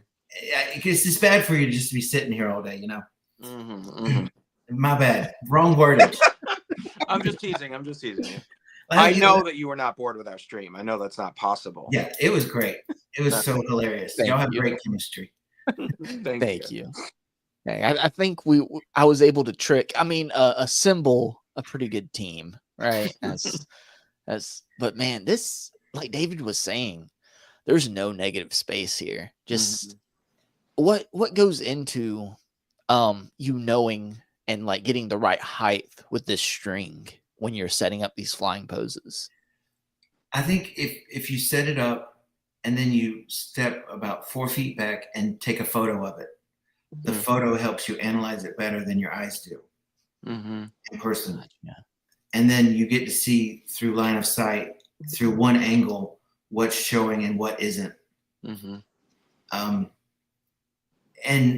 having them fly, and that's sort of like a hard rule for me. If a character can fly, it is sacrilege to have them on the ground in your collection. Word. Well, it's also like power effects. Like for all these superheroes that have powers, and then the Legends figures don't come with power effects that illustrate that. Like, I'm always trying to trade back and forth some kind of power effect so that I can show what they're supposed to do. Like I just have to say your warbird figure looks awesome in that pose. Thanks. Yeah. That one was tricky. Like, she looks great. Yeah. There's like a challenge with the female figures to like have them look kind of feminine and delicate and soft, but still powerful and strong. Like, and I think that you capture that. Like, are you Google image searching poses when you do this, or are you just like playing it by eye? I think they almost always, when you start a new display, start out stale, and you basically looking for placement in the entire space, and then it might take a day or two for you to realize that's a really crappy pose. I should spend 5 minutes and fix that right now. Mm-hmm. And I work from home, so in between jobs, out and like in between jobs, I mean like 15 minutes. There's a gap sometimes. Mm-hmm. I'll look behind me and I'll be like, okay, let me tweak that Mm-hmm. for 5 minutes before the next job comes in. Do you feel like you're ever done? Like you ever look at a shelf and be like, I don't need to change this ever again anymore? No, that would be the worst mindset in the world. I agree. No, Right. I agree. Yeah. Because like RG's here. before Hey, I Art, got on the how's it stream, going? I was looking at collecting Rush's collection. Mm-hmm. And that is so aspirational for me. He's got settings, and he's even put a galaxy background on his wall, and every cubby is a different environment. That would be the dream display for me. Right. I thought about when I was moving a year ago, like the display above me, like I wanted to find somebody that could like do a galaxy mural on that wall before I put stuff against it. But time and like I don't have a friend in my back pocket that like knows how to paint a mural. So like I just kind of like let myself accept that it's gonna be a blank wall. But I mean, still on a white wall, like your top shelf display there, like all the characters are the feature. They're the focal point, so they don't get lost in a spacescape.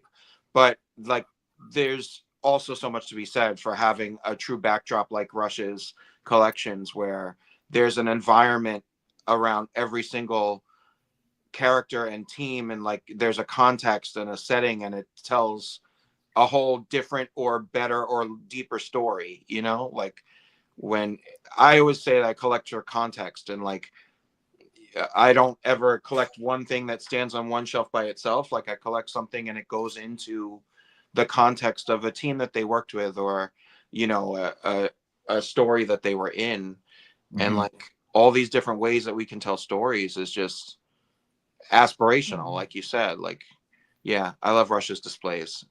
Yeah.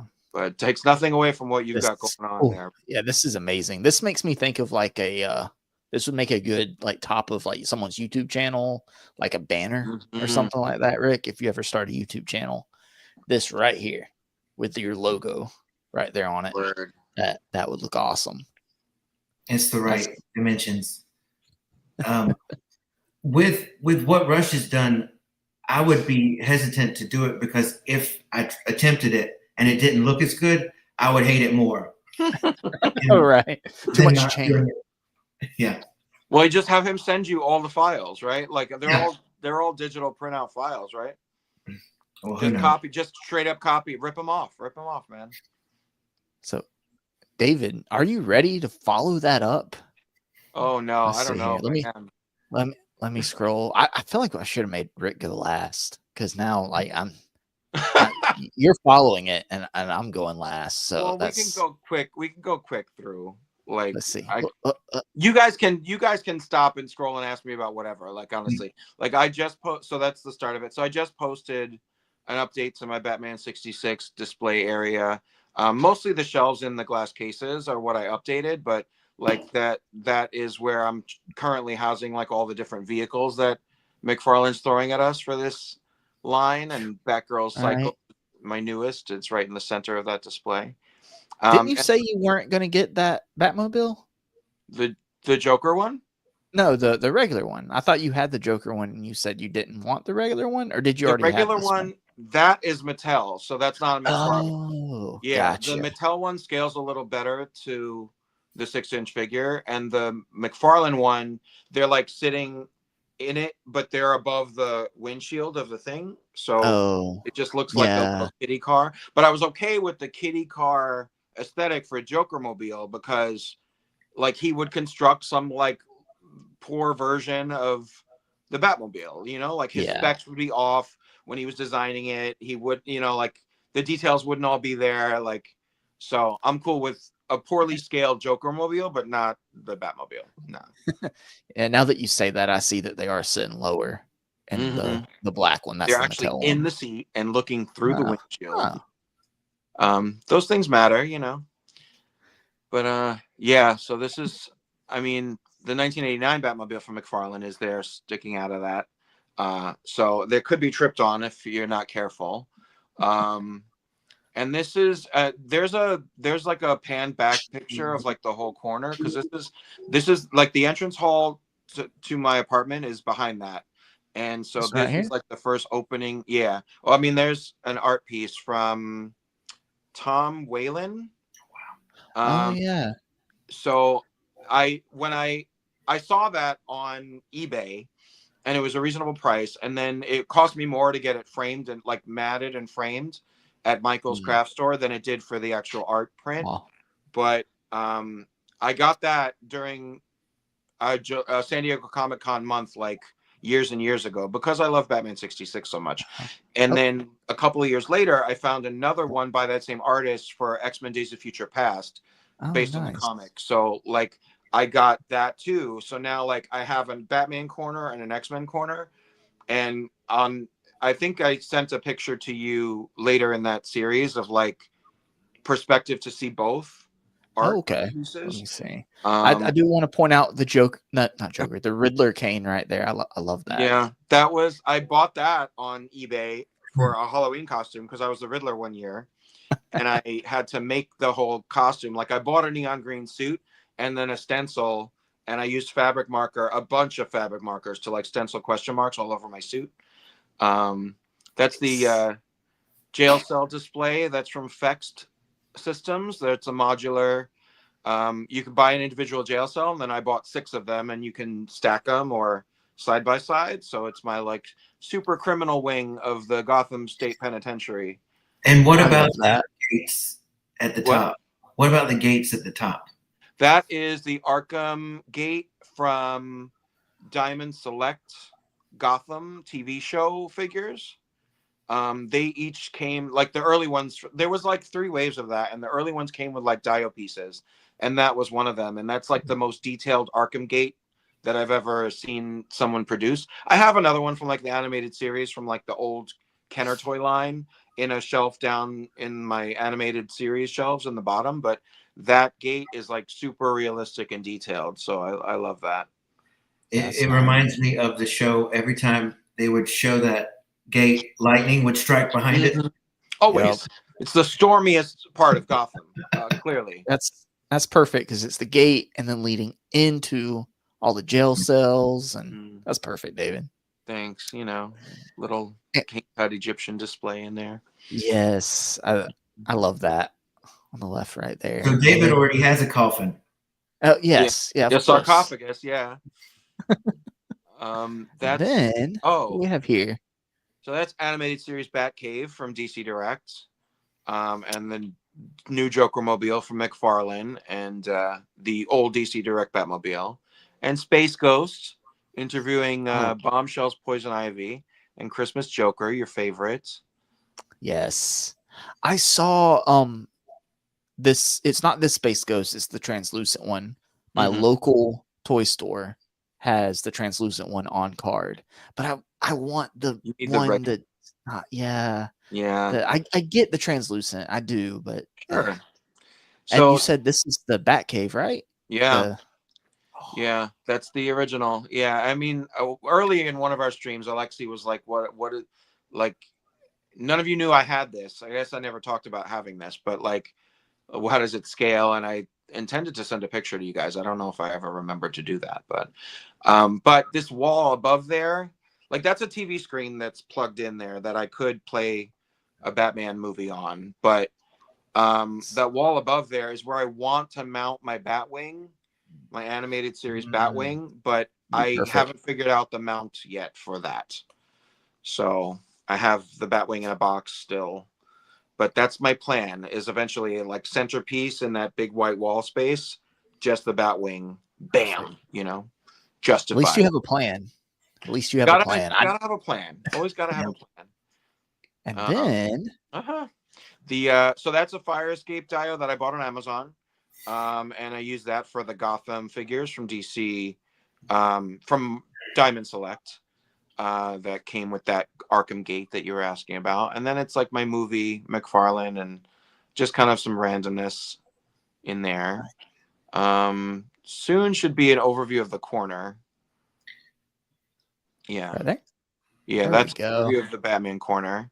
Wow. So like it's nice to like come in my apartment and like the first little nook off the hallway is the entire like arc of Batman, like 66 to comic and animated series to movie and Gotham TV show, like kind of past to present and future, you know?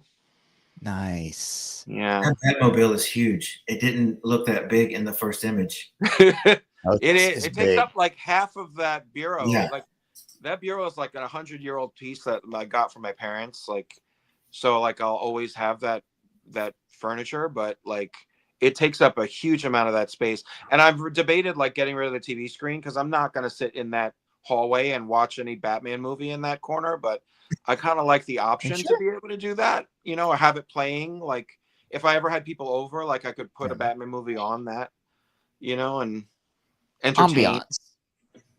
Ambiance. There you go. That's awesome, man. Yeah. And then a few more figures, just a couple. So this is in the corner of my living room. So this is the MCU bookshelf, which is jam-packed. I mean, top shelf is like an Endgame kind of battle. The second shelf the first inside shelf is like Loki to Thor to Guardians of the Galaxy to Captain Marvel. So all the cosmic kind of MCU. And then I think the next picture you can see more of like the next shelf is what is that? That's like Black Widow, Captain America, Iron Man to Black Panther, I think, in the corner. Yeah. See a Hulkbuster back there. Yeah, so all the Iron Man armors are in the back of that shelf, like kind of lined up in their like order of manufacturer from Tony Stark. Like, not that you can see it because they're in the back of that shelf in the dark, but so that's the dedication right there. Yeah. So if that Hulkbuster was to fall forward, how bad? He won't. I'm not gonna live in that mindset. There's no way he's toppling those big Hulkbuster feet. The next shelf is like Disney Plus version of MCU, so like WandaVision and into Spider-Man, into X-Men, and like Fox MCU, Deadpool. And does that include What If? No, What If I pulled out. Originally I had animated. So on the next shelf below that is animated like Iron Man to Spider-Man to X-Men. And originally I had X-Men 97 in there and What If, but there's just too much. So I pulled out both What If and X-Men 97. I don't even think I shared pictures of that, but like the What If stuff is just in a cube under my TV that in the living room. And X-Men 97 I did send a picture of. And then the bottom shelf was like villains, MCU villains. That is where my X-Men 97 stuff is up top. And a bunch of little random I talked about this with Rich on Legends and Liquor last time. They're at Five Below, they do these little Rainbow Bright figures. And they do Strawberry Shortcake figures as well. So like I've been like low-key obsessed with collecting all of those little characters because I remember the cartoons from when I was a kid. And the Care Bears are in there. So like all that is just little truly childhood nostalgia stuff in there. Those are fun things to collect, like little things that just where they don't articulate, they don't do anything, but it's just little knickknacks or Right. stuff like that. They It's don't fun. articulate, but the paint is good on them. They none of them are more than $5. Like, third figure fell. oh, number 3. So we're at 3. You know which one it was? Oh, Black Panther. Oh man. No. He saw that he was represented in my collection, so he jumped off of your shelf to try to. Oh, you know what? This is creepy. The day Chadwick Boseman passed away, the Black Panther figure fell, and it had been up there for like months. Wow. So his spirit breezed by me. I believe it. I believe it. He was with you. Because I want to say I see the Bulbasaur right here. Is that the that's let me point it out. That's the live action Bulbasaur from the Detective Pikachu movie, right? No. It's not. It looks like it. Okay. Well, I honestly I don't know what line that's from. I think in like a Walgreens, like I found like little packs of like 2 packs of Pokemon things, and I was like, oh, these are cute. So I added them to my Savage Land multiverse display, which is what this is. It started Charizard out over there.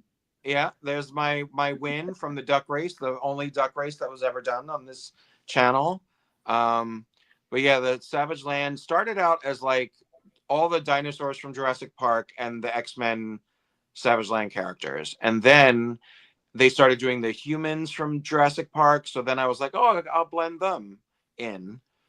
And then it became like now Lockjaw's in there, and like an extra Rita Repulsa's in there, and like Craven and Rhino are running around in there, and then Pokemon and little Super Mario figures. Like there's all sorts of little Easter eggs thrown into here. Is this just the Void from the MCU instead? Yeah, where everything it might be. It very well might be. Yeah, David, it's just fun. Do you remember that sorceress lady that wore the pink lipstick? She was the servant of Garrock. Oh, Zaladane. Yeah, I would love a Zaladane. I think they should. I think, but there's so many looks she's had. Like, I would prefer the X-Men animated series look because that's what was like put on TV for us. But like, she's in the X-Men 275 comic book cover in another different look. It's like she's in the background, like in black and white, but like she's in a whole different outfit. Oh, and now you've moved on to my Power Rangers. This is my mixed wall. So this is Power Rangers up the top and first shelves across. Then Ninja Turtles is my second shelves across. I don't think I even took pictures of the third and fourth shelves because they're like all the smaller collections. G.I. Joe, Charlie Brown, dinosaurs from NECA. I don't know. Street Fighter is in one of those shelves. But I need that Zed throne. I need that Super 7 Zed throne. Super 7. Well, I was gonna ask about Lord Zed. Have they ever made his Dragon Zord? Ooh, Serpentera. Serpentera. Okay. They did back in the day, like in the 90s, I think. Did they? But I don't think since. I think so, right? I don't know. You might be thinking of like the Red Dragon Zord when they did the Thunder Zords. I This swear thing looked like an Asian style dragon, and it was flying in space like this. Mm-hmm. Yeah, and it would always run out of batteries. Whiskers. Yeah. What did you say, Justin? It would always run out of batteries. That was the thing. Oh. It was like the most powerful thing, but he couldn't use it for very long. Right. And it would like run out of power.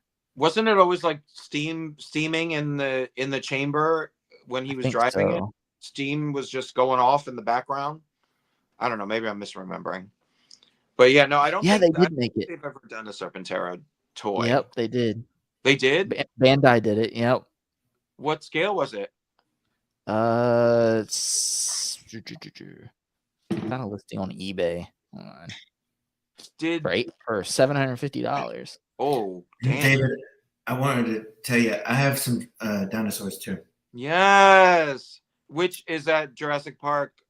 Which collection is that? Hammond? So with dinosaurs, I'm really particular, and they have to be scientifically accurate. And there's a company out of Japan called PNSO, and they've just their quality has just skyrocketed in the past couple years, and like they come with a booklet stating how scientifically accurate they are and the newest science behind it. So it's not. I know that doesn't excite a lot of people, but it does me. No, I mean, everybody wants their accuracy for what they collect, right? Like, if you're committed to dinosaurs in that way, like, then go for it. I mean, but I feel like there's so much mystery around like what dinosaurs really look like. Like, wasn't there a report like they were feathered? Like most of them were feathered, like whether we realize that or not. Like, it's never that way in Jurassic Park, but like all the raptors were feathered and everything was feathered, right? And that was a hard truth to accept for me. I was like, no, they're not. Oh no! Why would they all be feathered? They're not all ostriches. They're not chickens. Damn it! But yeah, was that disproven, or they really were feathered, right? No, it's only gotten worse. They're putting feathers on everything. See that? But there is evidence for it. Mm-hmm. Oh wow, Serpentera. Cool. Did it ever transform into a non-dragon? Like it was always that? Or did it stand up? It was just always that. Okay. Look at that. My memory doesn't serve me. I remember it being blood red. I thought that was the Red Ranger one. Inside it was always so dark. The lighting was always red, like when he was piloting it. Because wasn't he on his throne in that as well? Like the throne went with him into the Zord, and like he transported it into the command center once, the throne. Maybe. I think so. Maybe. What we got here? Oh, more Power Rangers. Yeah, so this is like I try to take a couple angles because my Rita and my Zed are very far apart in this top shelf, like because I consider them two eras of Power Rangers villains that they eventually came together. But like the Rita group is off to the left of the display, and then the Zed group's off to the right. So that's how I display both Goldars, because one's winged and one is not. I got the different putties on each side. Scorpina's on the Rita side, and Cat, the evil Pink Ranger version of Cat, is on the Zed side, and the little I have an acrylic stand in the back of that to like raise them up. And then I have like Lord Draken in there too. Because you have to. You can't ignore Lord Draken. It's a Tommy variant, Exactly. You need to get that throne. I do. It's got to go on sale at some point. I just don't want to pay $40-something for it. It's got to go on sale at some point. Who makes it? Super 7. They sold it by itself. Like it was which is weird. Yeah. But I love that because like I don't really want the Lord Zed figure. But the Lightning Collection Zed, as you can see in the pic, like he fits the throne just fine, Yeah. Yeah, that's perfect. Because the throne was huge anyway. Right. That's perfect. I think the Super 7 figure would probably be too big in that throne, honestly. See. Yeah, man. He has such a cool character design. I loved his design.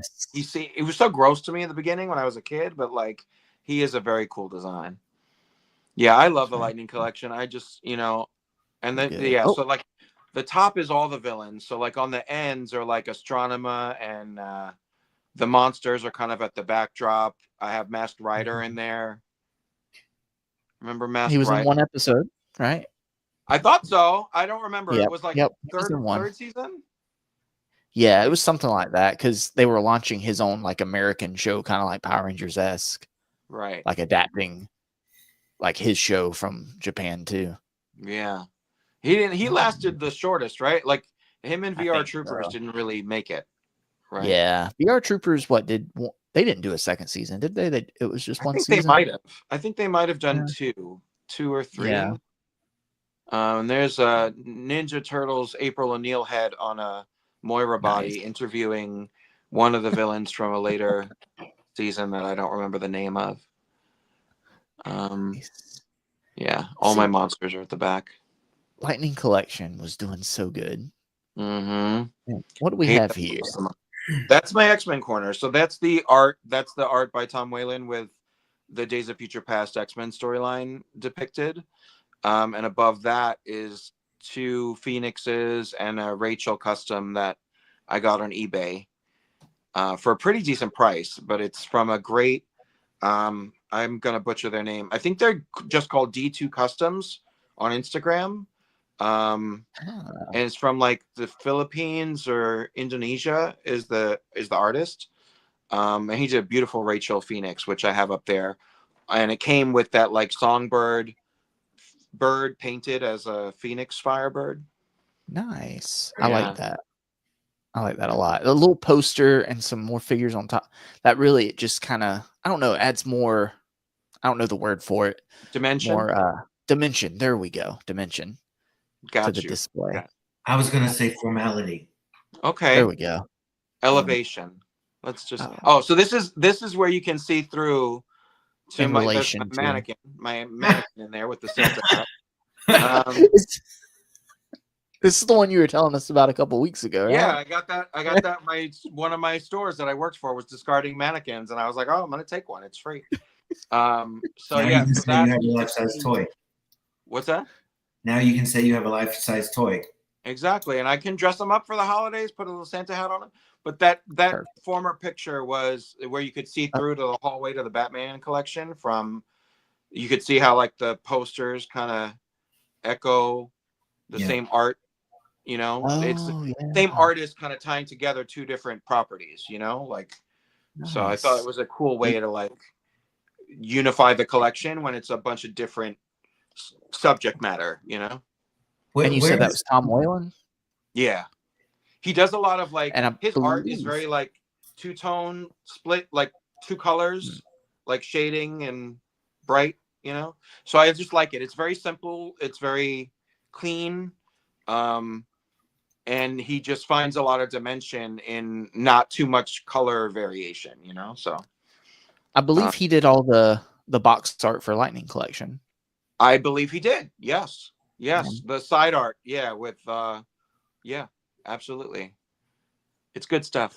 So that's another space in the wall that I want to fill it. I was thinking, I don't know what to put in that empty space that your mouse is over. Like, I feel like I want an Xavier School for Gifted Youngsters plaque, like from Etsy or something, to like put in that space. I don't want it to be more toys. Like I want it to be a piece, a feature piece, you know. Gotcha. So I just haven't figured it out yet, but I'm leaning towards that. Some kind of Xavier School logo. And that would go over this right here. Yeah. That's the Hellfire Club display, and then a little Emma vignette under that, and a little Magneto in his Asteroid M robes, casual wear, lounge wear, custom down there. You know, that's the first comic I ever read, and I thought, okay, I know he's the bad guy, but he looks pretty cool. I think I'm on team bad guy. That's Sexy Daddy Magneto right there with his white robes. Nice. And I love that the X-Men animated series actually adapted him to that in the Asteroid M episodes. Like he hosts the dinner and he's like in this white robe and shirtless. And I'm like, bro, you're hosting people from like Earth and you're just in a robe. Like, go for it, man. Go for it. Gotta love Magneto's boldness. Yeah. I'm gonna take a moment just to catch up on the chat real quick. Andrew said, Cedric's here. Let's get to Cedric's first. # boy toy scene, David. I did share a picture of the Boy Toys bar in here, so it's coming. It's coming up. And then Andrew said, I guess this was about earlier, RIP Black Panther. Yeah. And let's see here. Octane 3K says Epic Collection. I mean, I'm very fortunate. And Z-Man said Master Rider, baby. Yeah. Kamen Rider Black. Yeah. That was his original footage, right? Oh, Buffy. The Buffy diorama piece is a grail. Yeah. That came from the staircase? No, the library in the original X-Men display under the art on the first wall. If you can go back a picture, I think. Right there? Yeah.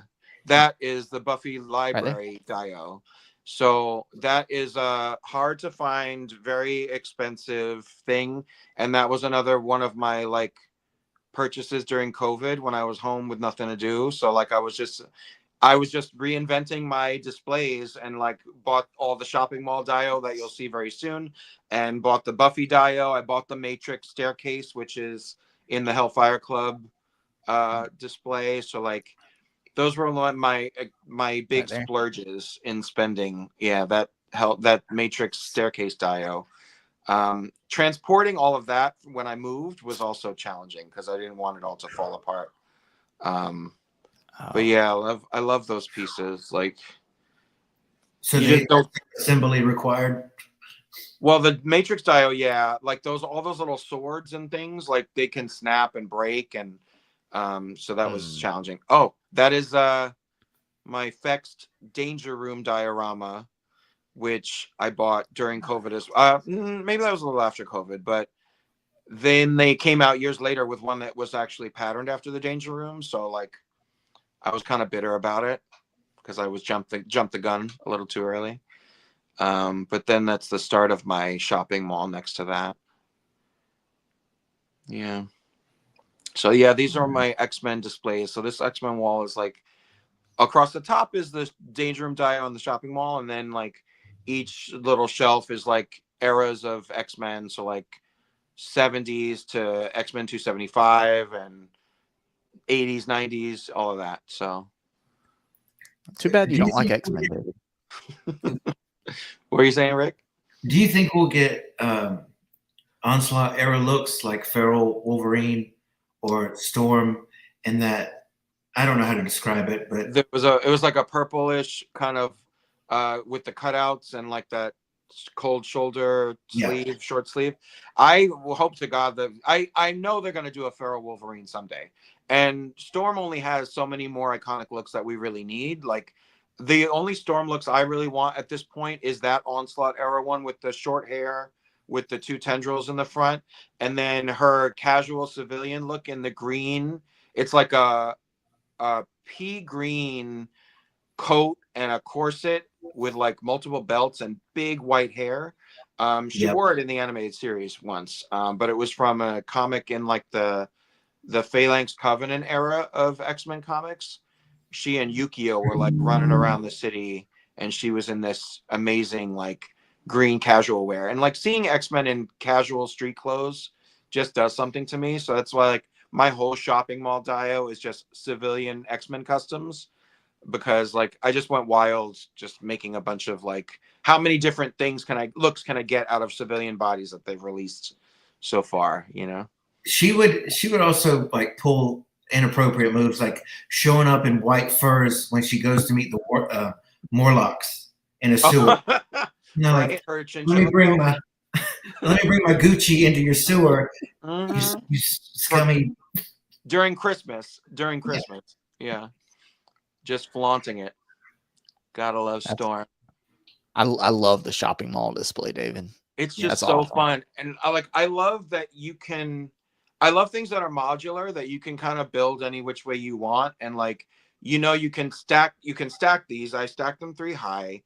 And there were certain ones. This is Jack's Pacific Company. The line was My World, MI World. And there were some that were like 2 floor plates big. Some were like 3 floor plates big, and some were just 1. And then they were all different. Some are real brands like Dairy Queen and Skechers and Mrs. Fields cookies, and like then there's like generic things that is like a pizza shop, and there's on the top there's a karaoke bar, which I added a bunch of like video like arcade game dio pieces into from a guy on Instagram named Prime to the First.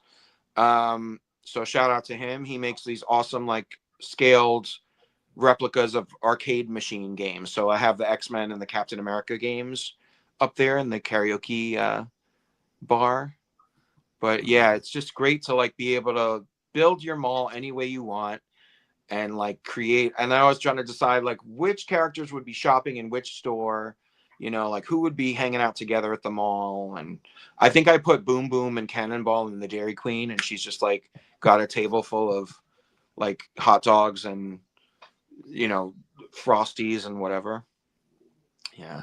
I love that just made a note to look into these a little Jack bit. Pacific My World. Well, it's Yeah. also, this is another great way to like use space on top of a detolf cabinet without like needing to suspend anything with wires, or like in my display above me, like I use 3M command clip hooks to like hook things to the wall, which I get a lot of questions about on Instagram every time. But like this is a great way to like use height in front of a wall and not like lose the ability to like maximize that and like hold figures in a display. So you don't like putting holes in walls? no, I don't. I mean, I that's the tricky question. But there, like my carded displays, I do push pins in walls to just hang the card stuff on the wall, but I try not to damage the walls. I probably have 40 hooks in my ceiling, all just drilled in there. I'm so afraid of that. Like I feel like I'm not going to do it right, and that it'll all just fall out, you know, like I just doubt myself too much. The effects, that the end result that you get from that is amazing, and I'd love to do it, but I just don't trust myself, you know? Yeah. That was that right there, David. Oh yeah. That's all of my push pins are in the wall to hold up the Batman 66 carded line there in the corner. And that was the Lori dollhouse. So that is something I saw in someone's Facebook post, and I'm like, oh my God, that looks incredible. So it's like got a loft bed and a staircase and like big like floor to ceiling windows which let natural light into the space, and the little lamp over the kitchen like lights up with a button push, so like you can light up the kitchen. And then there's a rooftop where there's like all sorts of, like I have a grill up there from the Teeny Tinies, that's the barbecue grill from Five Below's like Teeny Tinies display. So yeah, it's just, if you were to turn that around, would it have an exterior? It does. There's like wood, there's like a wood paneling. It's literally like right here in my room, but yeah, the around the door, the entrance door, there's like a wood paneling thing, and then there's like a gray stone pattern print around the outside of it. So yeah, like you can definitely turn it and get different angles, and like you could probably take pictures. There's a bunch of holes like cut in the walls of it, so you can probably take pictures through each wall to like get different angles on it. So it's a great piece. It's another thing that's like a little pricey, but that's the Boy Toys action figure gay bar display. Famous. Yeah, infamous or famous depending on who you ask. The top floor is the true bar experience, and then the lower floor is like kind of like the dark room down under after dark kind of display, where everybody's kind of just shirtless dancing in the bar, and there's Wax Robin from Batman 66 in the corner. They don't make a 112 sling?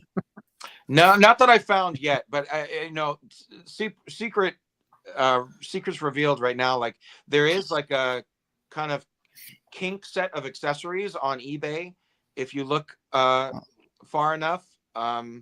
So that has handcuffs and all sorts of little things that I did buy, which are not on display yet in the action figure gay bar, but there are options. There are always options. Yeah. So I feel compelled to say this. I don't see a disco ball anywhere. You know, it's funny. I have, when I was growing up at home, my parents always bought new ornaments for the Christmas tree every year, and there was a set of like 6 disco ball ornaments, and I still have that in my house somewhere in a box from Christmas decorations. So I will dig it out one time, and I will hang one in probably the second floor of the bar, because I can just like tape it to the under shelf, you know. But I know it's been missing a disco ball. That's definitely a glaring omission from the gay bar, for sure. I kind of want a jukebox, but this is also where you'll see a lot of Justin. A lot of the wrestling figures are like peppered throughout. Oh, yep.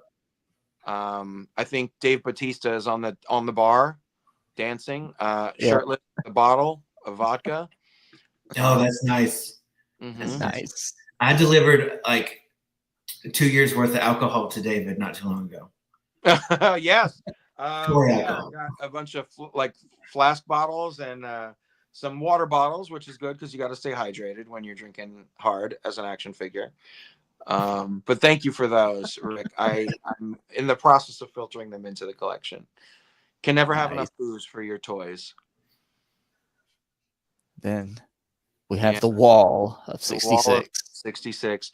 And the two empty spaces are for figures that are not made or announced yet, but I'm hoping that they will make.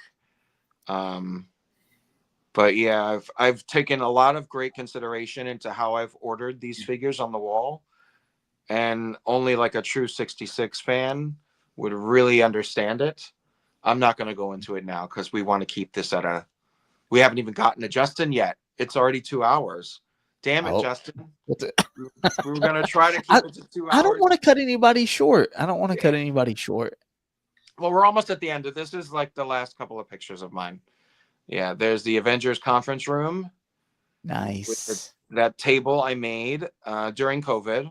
It's an aluminum disc and a gold letter decal and a regular dollhouse table at the base of it.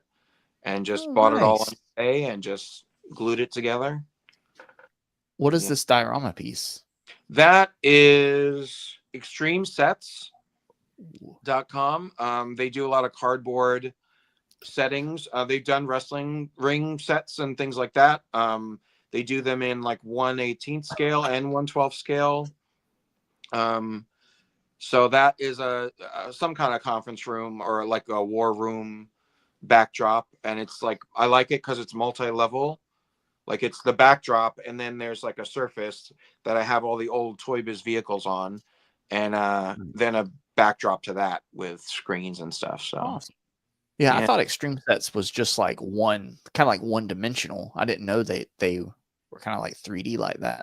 Certain ones, I mean, some are just cardboard backdrops that link together, but some are like dimensional pieces that you can line up. So. I'm glad to see you're using all those beakers. Oh man, you got to. I gotta have the whole rainbow of beakers up there, and like I have a spare Sky Cycle from Hawkeye sitting up there. Like I figured all the Avengers came to the mansion, so they took vehicles to get there. So like there's like a parking structure on the top of the room. And there's good old HasLab Galactus. The Wall of Wasps. The reality is right there behind me. But yeah, I should have lit his eyes up for the photo, but I was too lazy. I have him kind of leaning against the wall so that he doesn't tip, because like the precarious Silver Surfer and Nova that he's holding, like they just constantly will fall out. I have to keep the air conditioner on most of the year just to keep the temperature like normal in this room, so that things don't fall. Like 3 have so far in Rick's collection during this stream. Yeah. That Venom with the wings has such a presence. Oh yeah. I have so many Venoms. Like I struggle, and shout out to Mike Hext, who was in the chat earlier, because anytime we talk about Venom, Mike will appear. But yeah, I struggle to where I'm going to display. I have a Venomverse shelf that's like all these symbiote figures. You don't see it in these pictures, but that winged Venom just takes up so much real estate that I just needed to get it up on a wall, like to not obstruct anything else. And he fits nicely with the cosmic group up there. Yeah. There's my Shi'ar Imperial Guard, Rick, on the corner over there. So deep cuts. Yeah, man. I don't think we're going to get some of those ever made. Well, when they made Fang, I was super optimistic that like maybe they'll give us one a year, and I'll take it. And luckily I had not customized a Fang, so it didn't like negate any of the figures that I've made. So I'm hoping they continue to do ones that I haven't done yet. Like I would love a War Star Build-A-Figure that's like the big green guy with the small robot on his back. That's my next big want for the Imperial Guard, because I've not tried to make that. That's crazy. Yeah, that would be right. You'd have to be a world-class customizer to make that. Yeah, I'm not world-class at all. Yeah. And David, all these Detolfs, like every Detolf shelf is just a different team.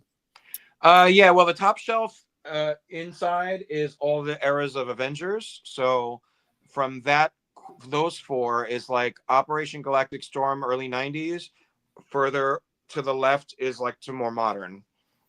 So it's like the next is like thousands, 2000s, and then it's like 2010s, Uncanny Avengers and Young Avengers, and then 2020s is like Marvel Now, like modern era, Superior Iron Man, all new, all different Avengers. So like, yeah, I broke Avengers up across the whole top shelf in like 8 different eras of teams. And the first one on that end is the Giant Man display for the 60s founding Avengers, working towards 70s, which is like metallic Alex Ross, and then 80s, which is more like Monica Rambeau is in the front with She-Hulk, and like they're facing Super Adaptoid. And then there's a West Coast Avengers, which is kind of like 80s to 90s. But yeah, like second, go ahead. Oh no, I was just gonna say it's still so cool to me that you were able to fit Giant Man into that shelf. Every day, I'm terrified that shelf is gonna shatter under his weight. But it's not even bowing. Like it's not even like bending under his weight or anything. So like, knock on wood, but like it might last. It might really last. I want him to not. I can't justify him being in my cosmic shelf display because he's not cosmic, and like I would struggle to like find a place to make him make sense up there. So like it only makes sense for him to be in my Avengers era. So luckily I was able to crouch him in a point where he fits and you can still see most of him, and like he is eye-catching, in that scale in there. So that's awesome. It's very, that whole collection is very, very eye-catching. And what do we have here? That's my carded wall for now. That's Iron Man, Fantastic Four, and Ghost Rider, the only one Ghost Rider that they've done. I plan to get Secret Wars up on that wall. And then above the door is that 20th anniversary of Marvel Legends little wave. And then the other picture shows you like the X-Men retro carded set there. I've constantly going back and forth debating like whether to like shrink this and like get another retro set on the wall. But both the gray Avengers card and the Spider-Man retro cards, there's so many figures that I don't think I have the space to do like all of them. So then I'm like, if I'm not going to do all of it, then I'm just not going to do any of it, Yeah. That's a lot of Spider-Man cards. Yeah. A lot. Yeah. And I have every single one, and I would want to display it.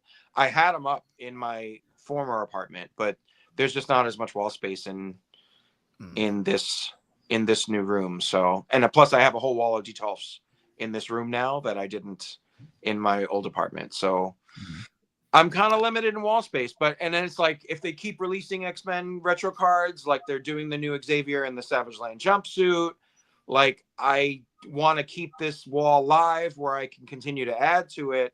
So I don't want to like rework it to get another collection in there, and then I run out of space. And like, so I don't know. Yeah. You have to put them on the ceiling. I guess I've thought about it. But then it would interfere with the mirror that I'm going to put up there, There we go. Yeah, you got to have them. That's why if McFarlane gets this license, David's going to riot. Yeah, well, I'll also quit. I'll probably quit Marvel at that point. Yeah. That's what I say now, but who knows? Unless David, was there anything I might have skipped over or skimmed over that you wanted to highlight? Not that I can think of, honestly. Like, that's legit. I believe that's the entire collection of my apartment, like between living room and bedroom. So, look, I want to call out this. That's just, that pop of color is so cool. I love the pop of color. Little Rainbow Bright and Care Bears. You can get the whole Roy G. Biv in there, And it puts in perspective the challenge you had while moving. That would be an overwhelming task Oh my God. Like just to absolutely. So for me, like it was an expensive move for two reasons. One, all the 17 glass display cases that needed to be like packed, like wrapped and carefully taken on a truck to the new apartment. And two, the movers charge you kind of like by box count. And the amount of boxes I had to use to box up every display of the collection and to do it systematically where I could then on the back end like unbox and reset everything and not lose anything. And like I have all these little accessories and trinkets, and I like did plastic bags and kept them with the box for that shelf and for that detail case and like for that room. And like I tried to stay so organized so that I would make it easy on myself at the end. And ultimately it was an easy unpack, so thank God. But like I would not want to do that again. It was grueling. And like it took me way longer than I thought it would to pack up the entire collection and move it, It took me forever to move my collection across the hall in my house from one room to another. So I cannot imagine. It was hard. Like, and like I tried to take the shopping mall in a like a granny shopping cart, like without dismantling it, but it quickly fell apart. So I had to rebuild the shopping mall in the new place. But I really desperately tried to like not take it apart, but it really did. It just fell. It fell to pieces. You had to have fun rebuilding everything, right? It's always good to like reset. It's my Zen time. Like I can lose hours just like forgetting that the world exists and just like rebuilding this world, It's just nice. It's just calming and soothing. That's truly a wonderful collection, David. So it is, and I'm super jealous. It's amazing, my friend. Then you want to follow that? Huh? You want to follow that? No, I don't. So, but I feel like I have to now. Yeah. Well, yeah. So now that we got the two epic collections out of the way, let's show my hole in the wall. So my collection, this is like kind of when you walk in this room, this is like the main wall, and like there's another shelf like right there to the right. So this is like the main thing you see right here. This is a smaller room. I did have my collection in a larger room across the hall, but I decided to give my son the bigger room and moved all my stuff in here. Nice of you. I totally would not have done that, but I guess I would be a bad father. So now me and my wife were talking today because when we bought this house, the plan was to live here for a certain amount of years and then, pay off on enough, get equity up, and then like buy a bigger house. This is 3-bedroom, but we want to get a bigger house. But we were talking today, like, oh, we might need to stay here longer, and we've got another baby on the way. Mm-hmm. So the thought right now that room across the hall is pretty big, so they can share it, no problem. Mm-hmm. But we were talking about today, like possibly doing an addition to the downstairs portion of the house and adding on a room. And that would be my collection room downstairs.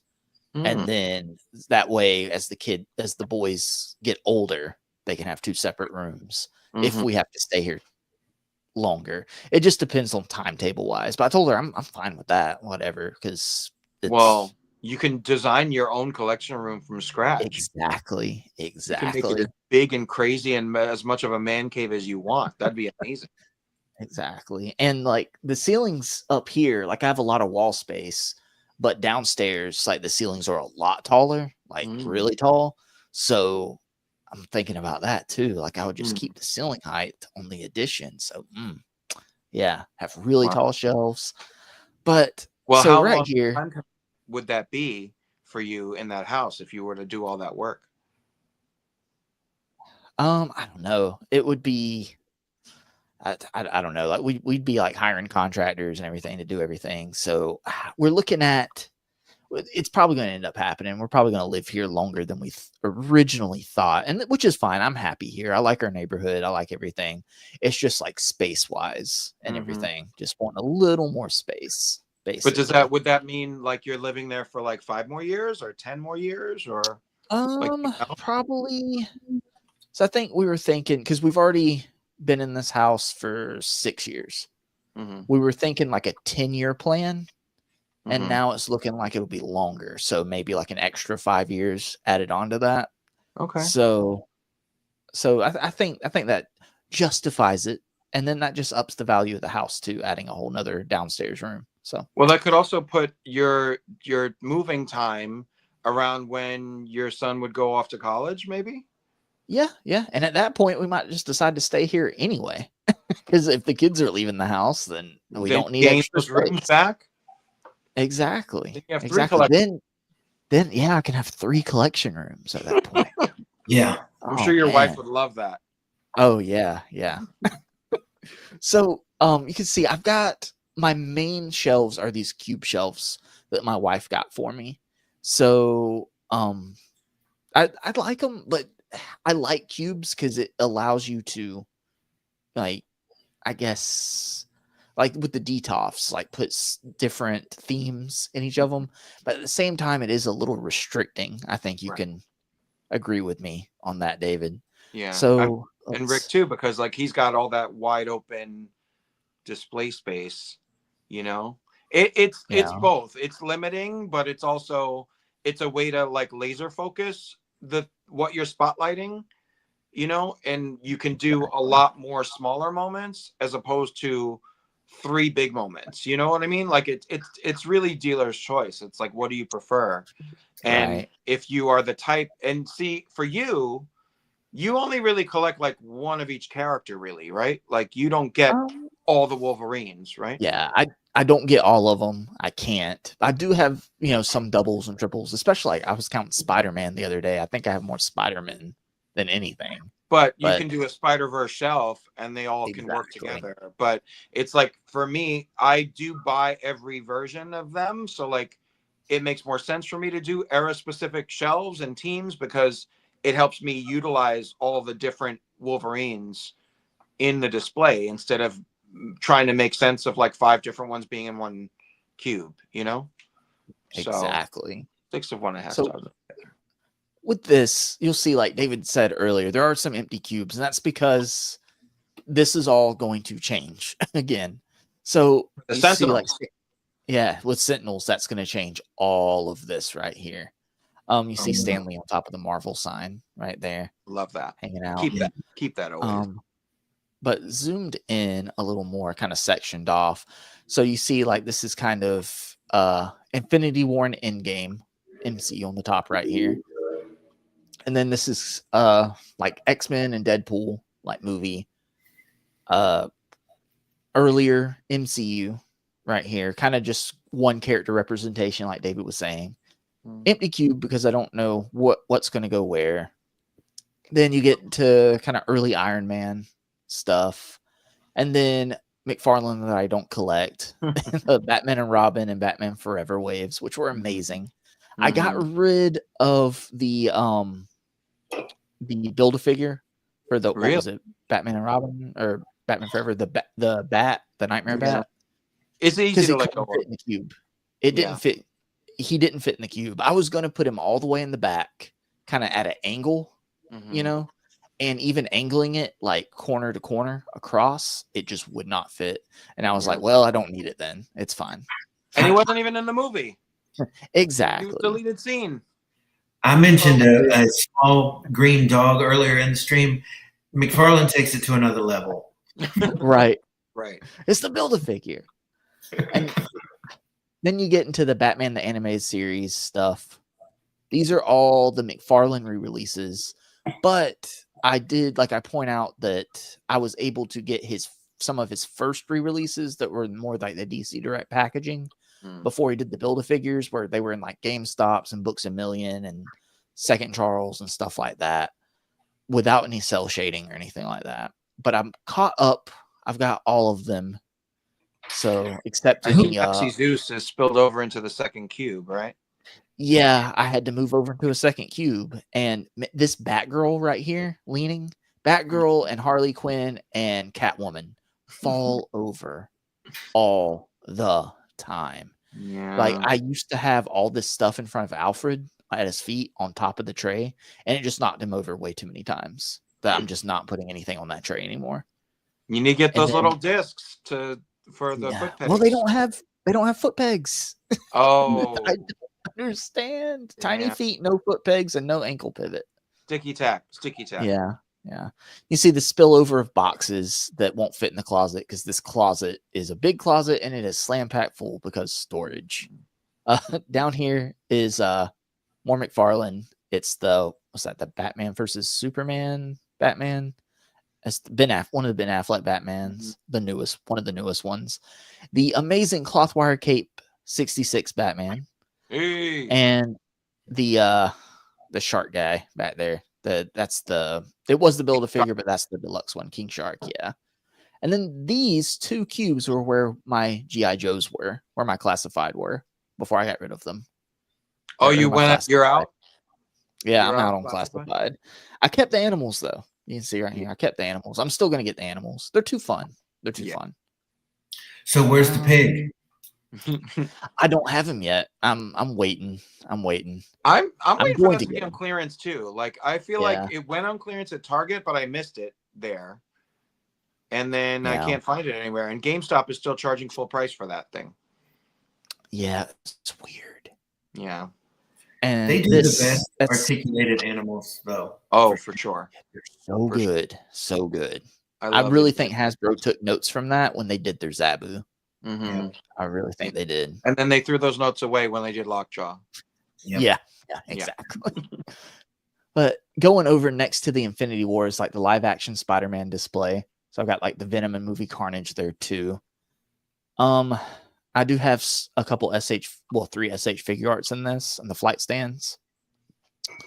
Well, that's the flight stand is Toby on the flight stand, and then there's Tom Holland, Spider-Man, and Andrew Garfield, and then I've got the Legends versions of them sitting on the edge talking, cute, in front of everything, and that's the CT Toys Black Suit Spider-Man, Toby, right there. That to me is my favorite part so far.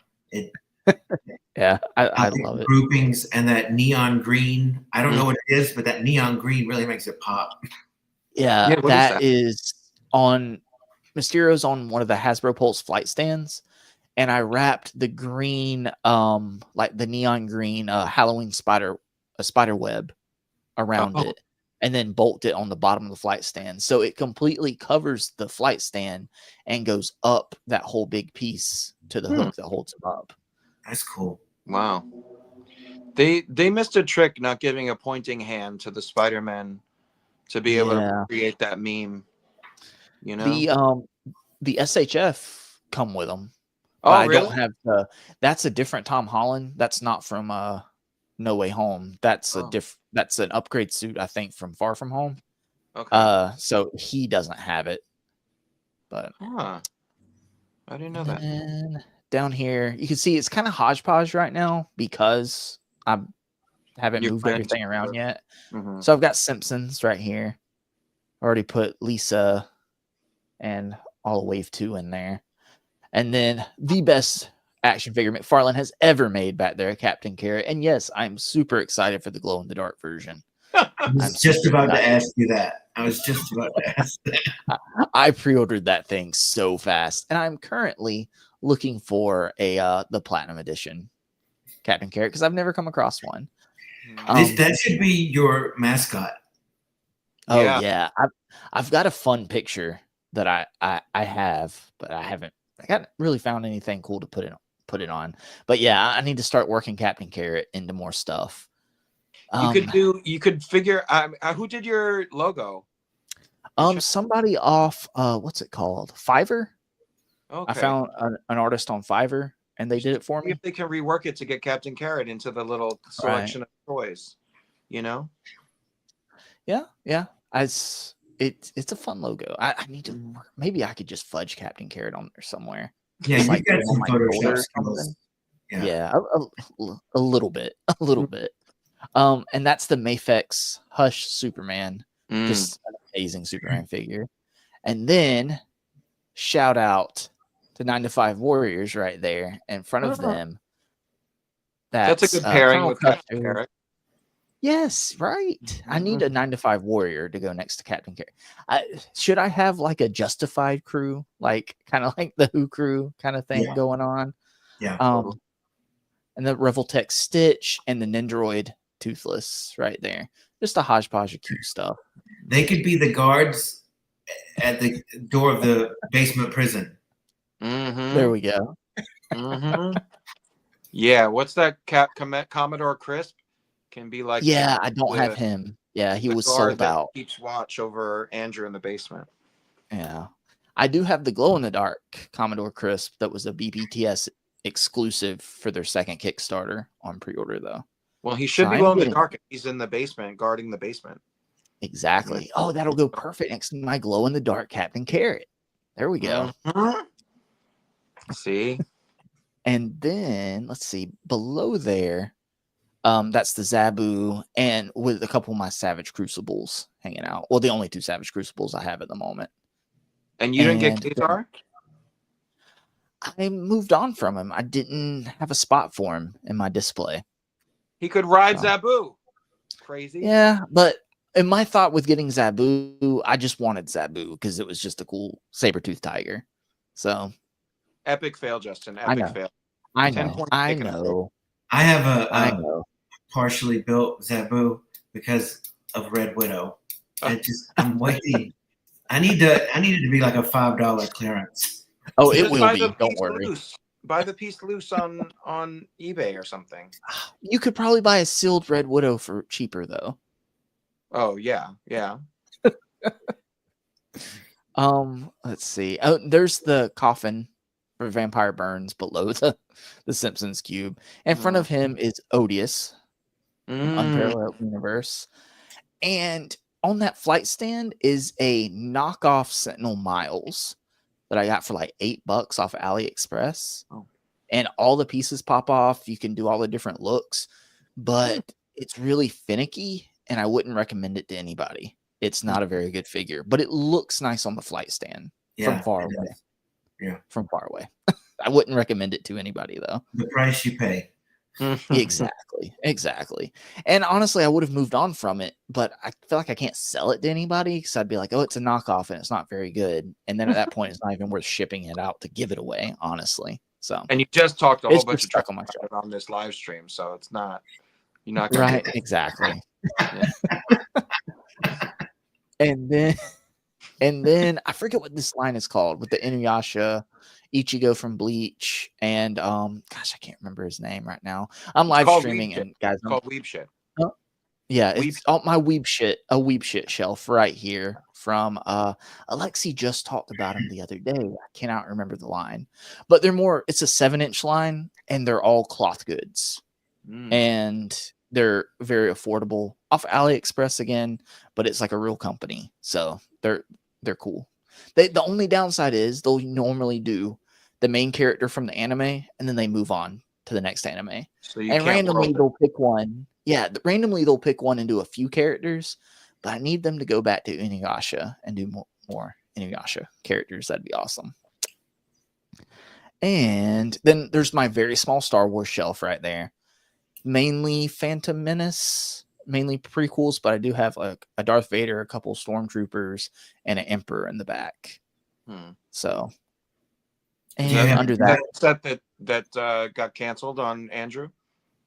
I mean, I got mine, so no, I'm just kidding. Yeah, it's kind of messed up, but like Andrew said, like it's still up for pre-order on GameStop's website, so I think he might have put another pre-order in, and I have seen people say it's popping up in stores, so I think he's gonna get his.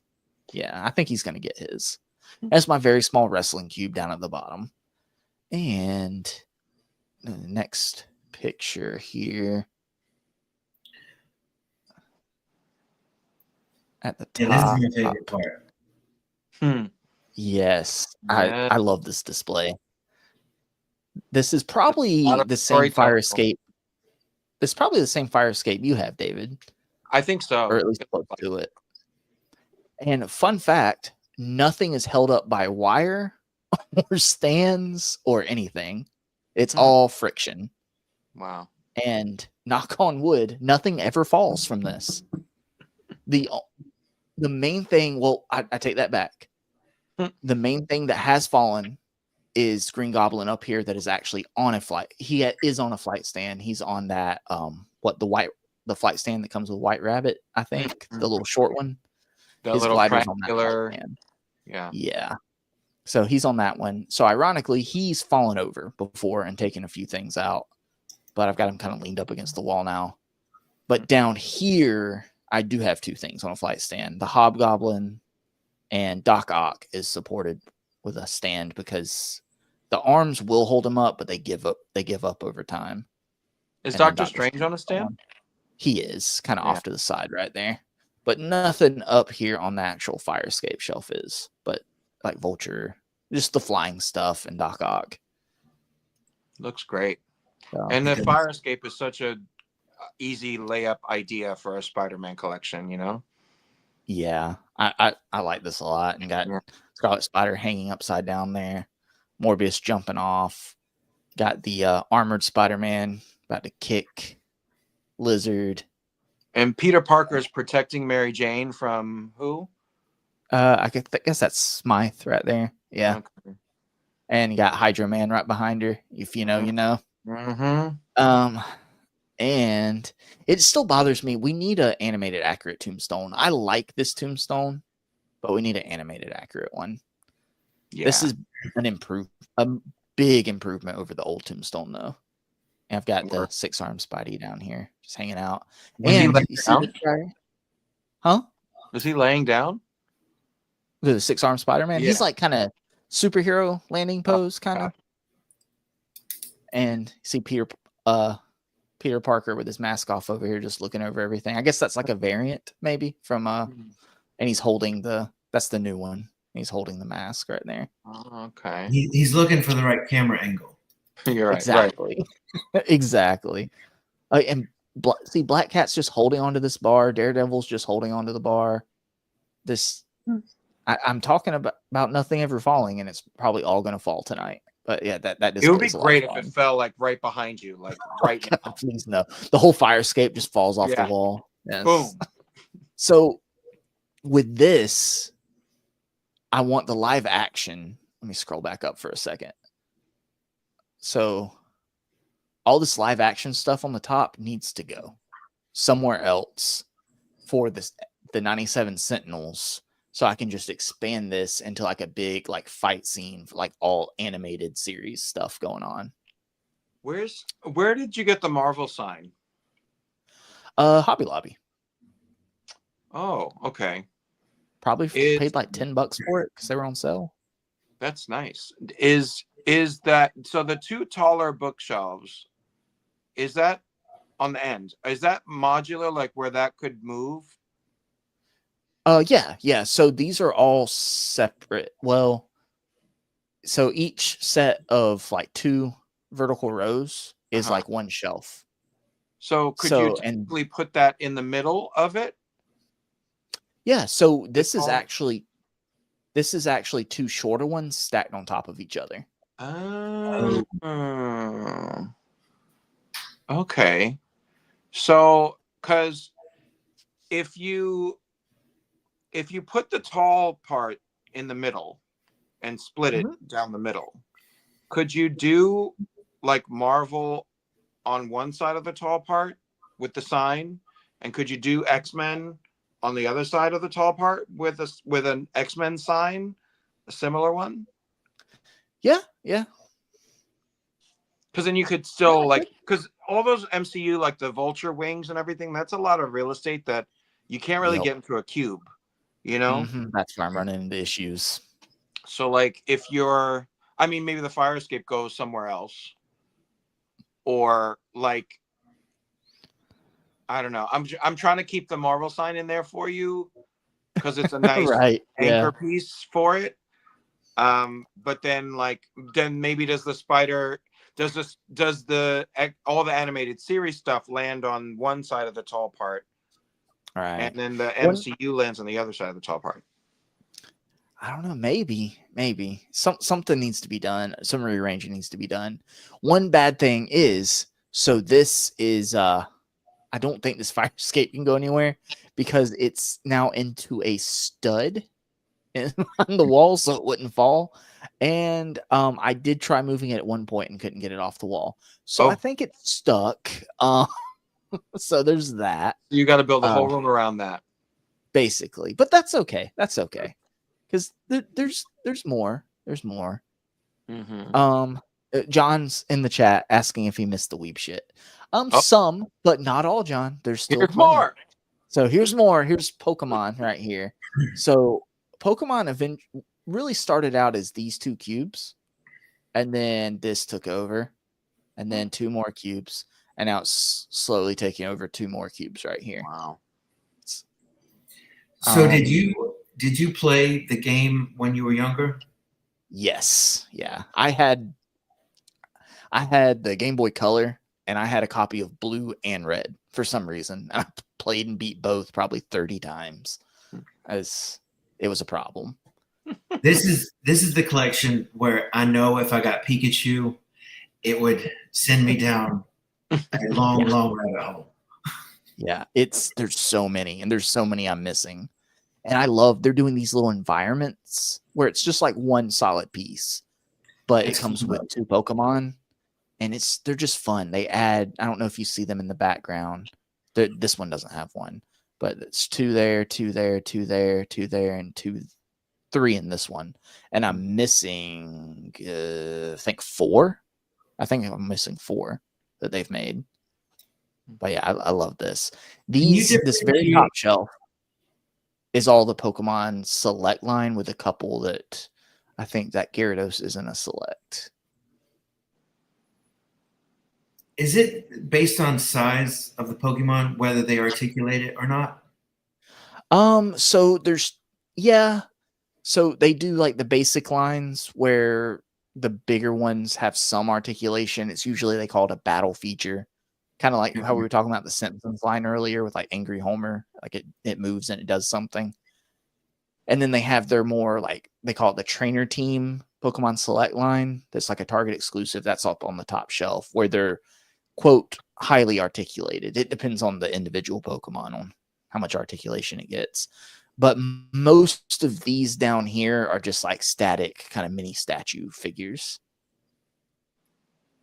And to keep them in scale, they're kind of forced to do it that way.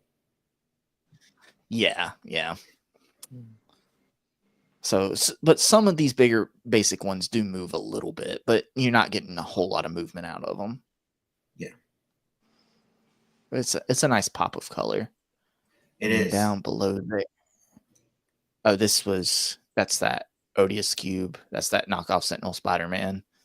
It's kind of my animated mind's eye of some like a Cap, Iron Man, this Fantastic Four, and then you get into a hodgepodge cube of just miscellaneous stuff: a Mafex Iron Man, a NECA RoboCop, a knockoff Ted,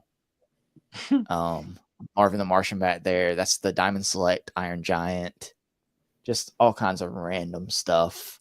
Have some Beast Wars some random Transformers. Some old Zoids figures from the early 2000s. Better look at my little small wrestling cube in Star Wars.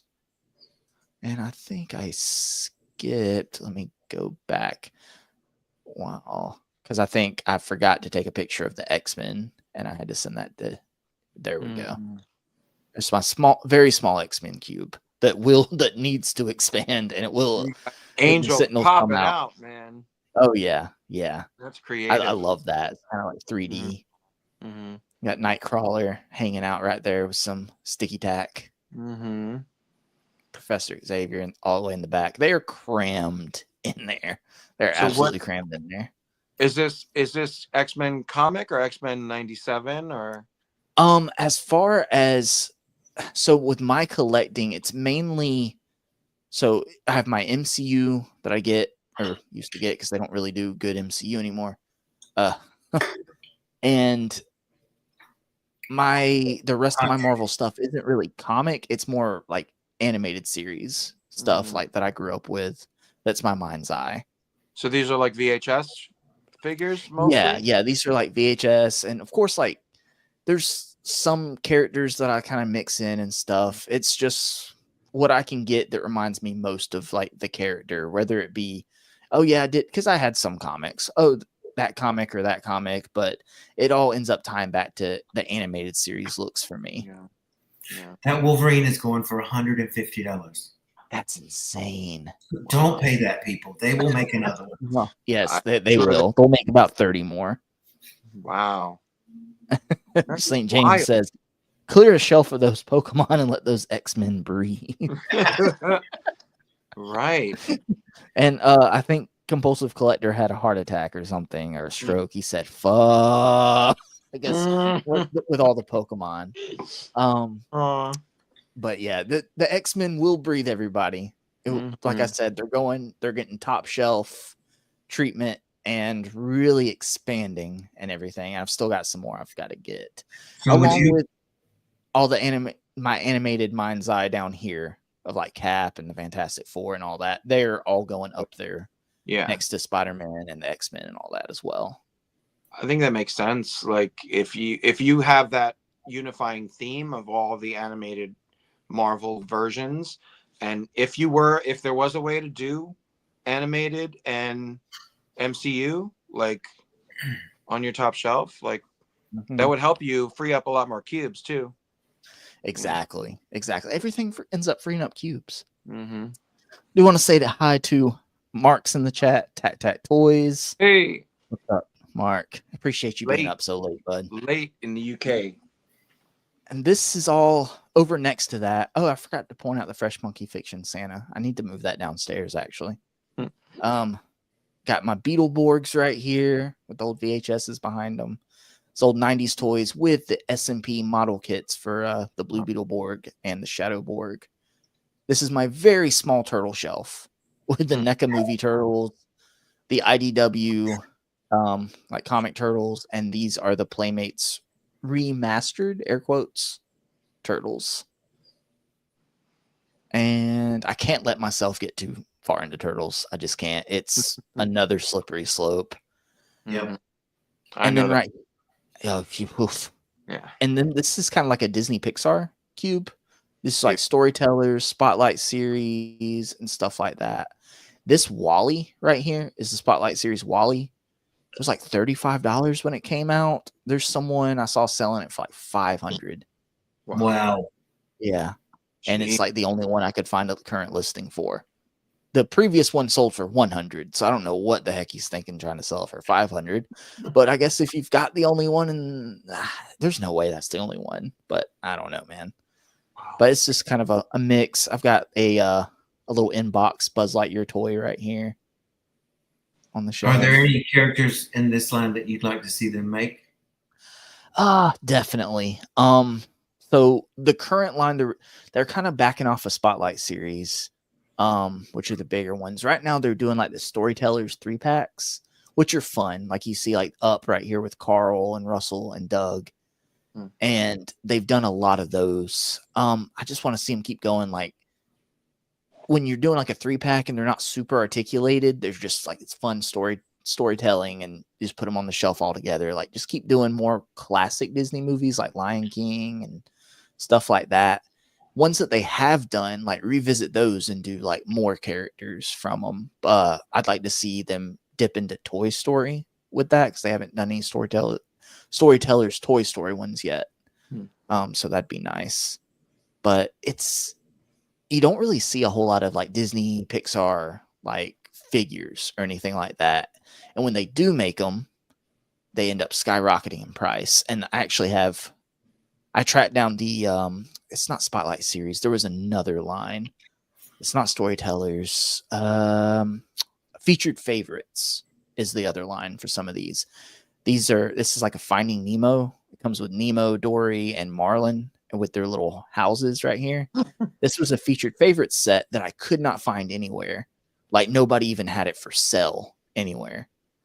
I thought it I thought it was a turtle with its head poking out of its shell. But it was about impossible to find.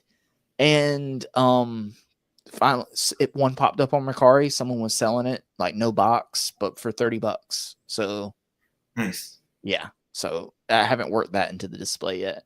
Again, everything's moving. Mm-hmm. Mm-hmm. So under that is I got some Mythic Legions, and that's the grandfather clock from the figure Obscura. I forget which one it was, but someone was just selling the clock, so I just picked up the clock from them. So I'm very selective on Mythic Legions because, again, I have to collect too much different crap. Mm-hmm. And then there's some video game stuff. There's Street Fighter, some Sonic stuff, some Mario in the back. You're gonna need to give more space to Street Fighter, aren't you? Oh yeah, because I'm in on that line now. Mm-hmm. I'm missing out of what's out now. I'm not doing all the player 2s. I do have player 2 Ryu instead of player 1, just because since I was the middle child and I had an older brother and sister who normally played fighting games, I ended up playing like player 2 skins, some of the more popular characters.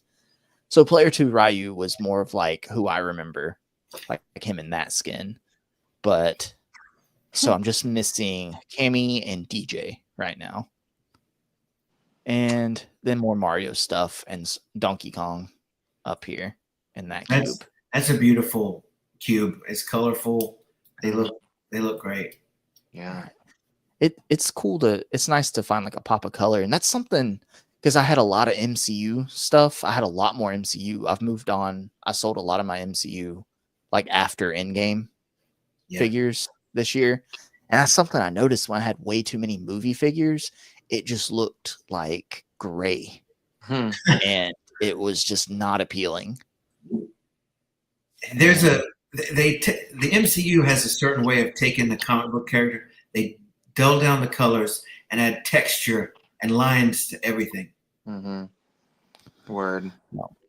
But I mean, Disney Plus figures are probably the Disney Plus live action figures are probably the most colorful of the MCU ones, like the She-Hulk and the WandaVision, White Vision, like I don't know, not Falcon Winter Soldier. All those are dull.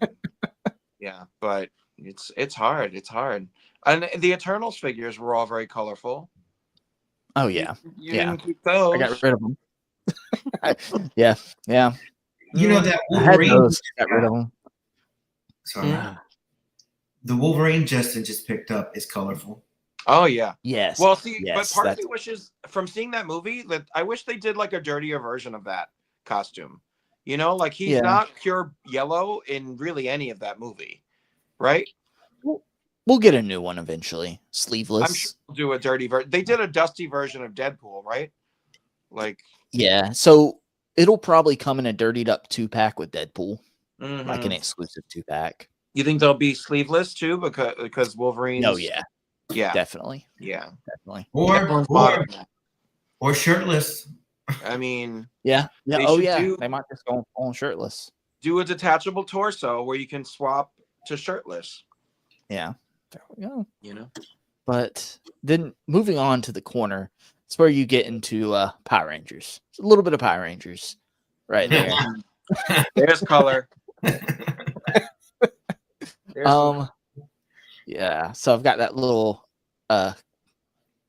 catty-cornered shelf right there, and then leading. So these two shelves are going to be replaced with some like bigger bookshelves. So this poster on the wall is going to have to go. And then these are the flip heads from the 90s in protective cases. So those won't be like that on the wall anymore. They'll more go like kind of across the top, up near the ceiling, on top of, above like the bigger bookshelves.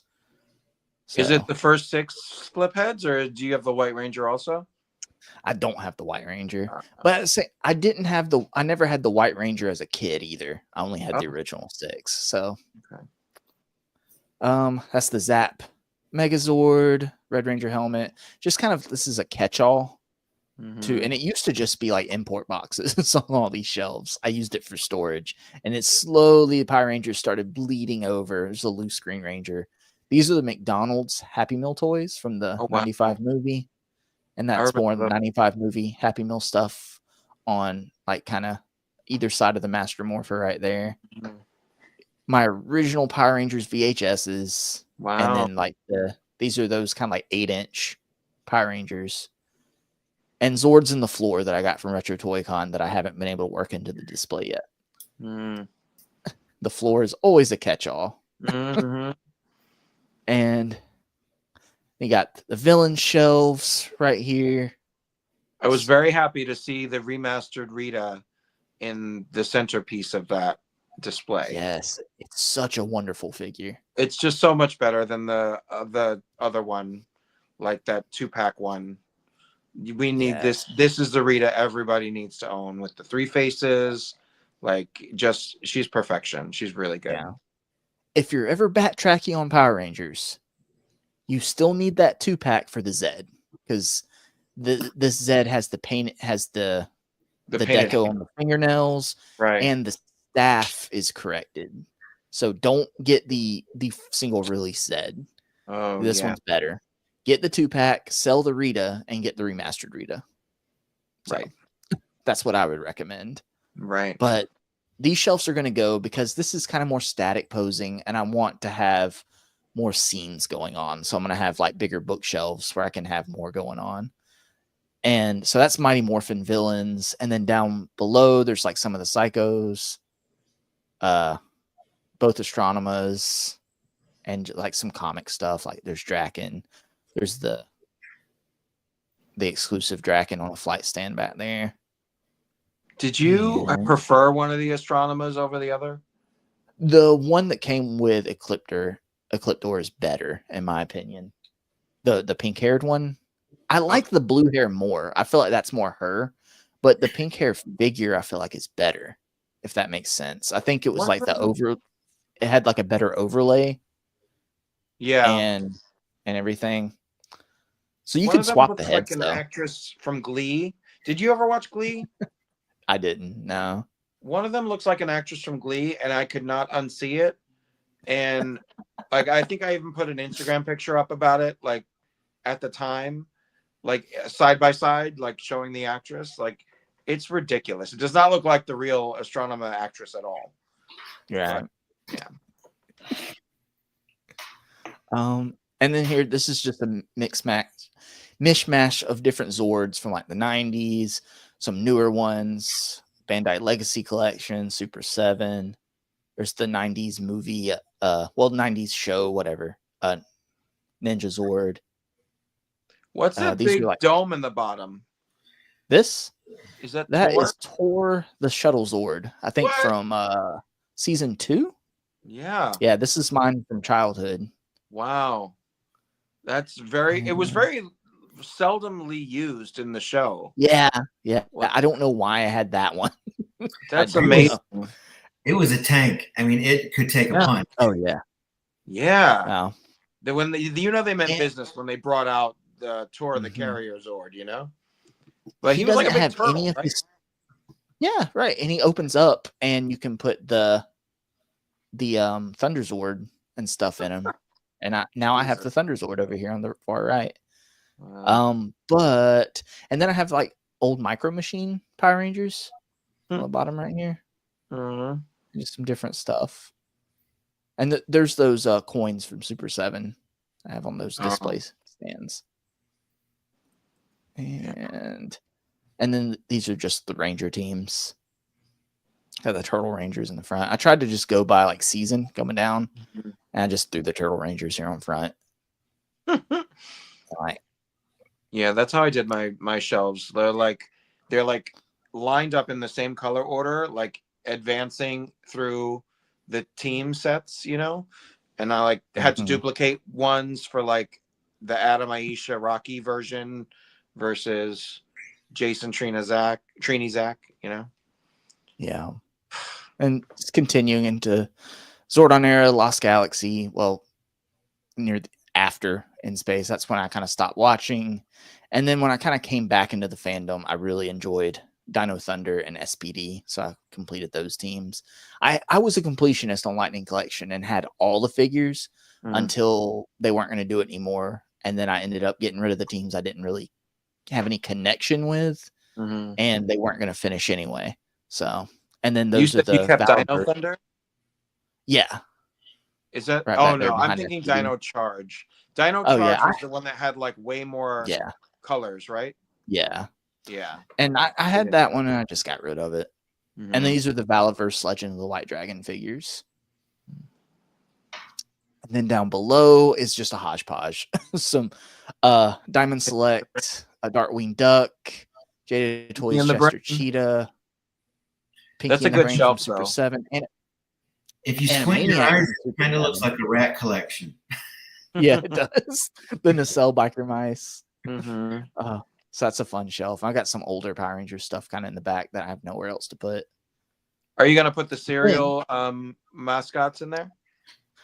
Yeah. If I get them, I don't have them yet. You see my dog peeking from the hallway right there in this picture. I see.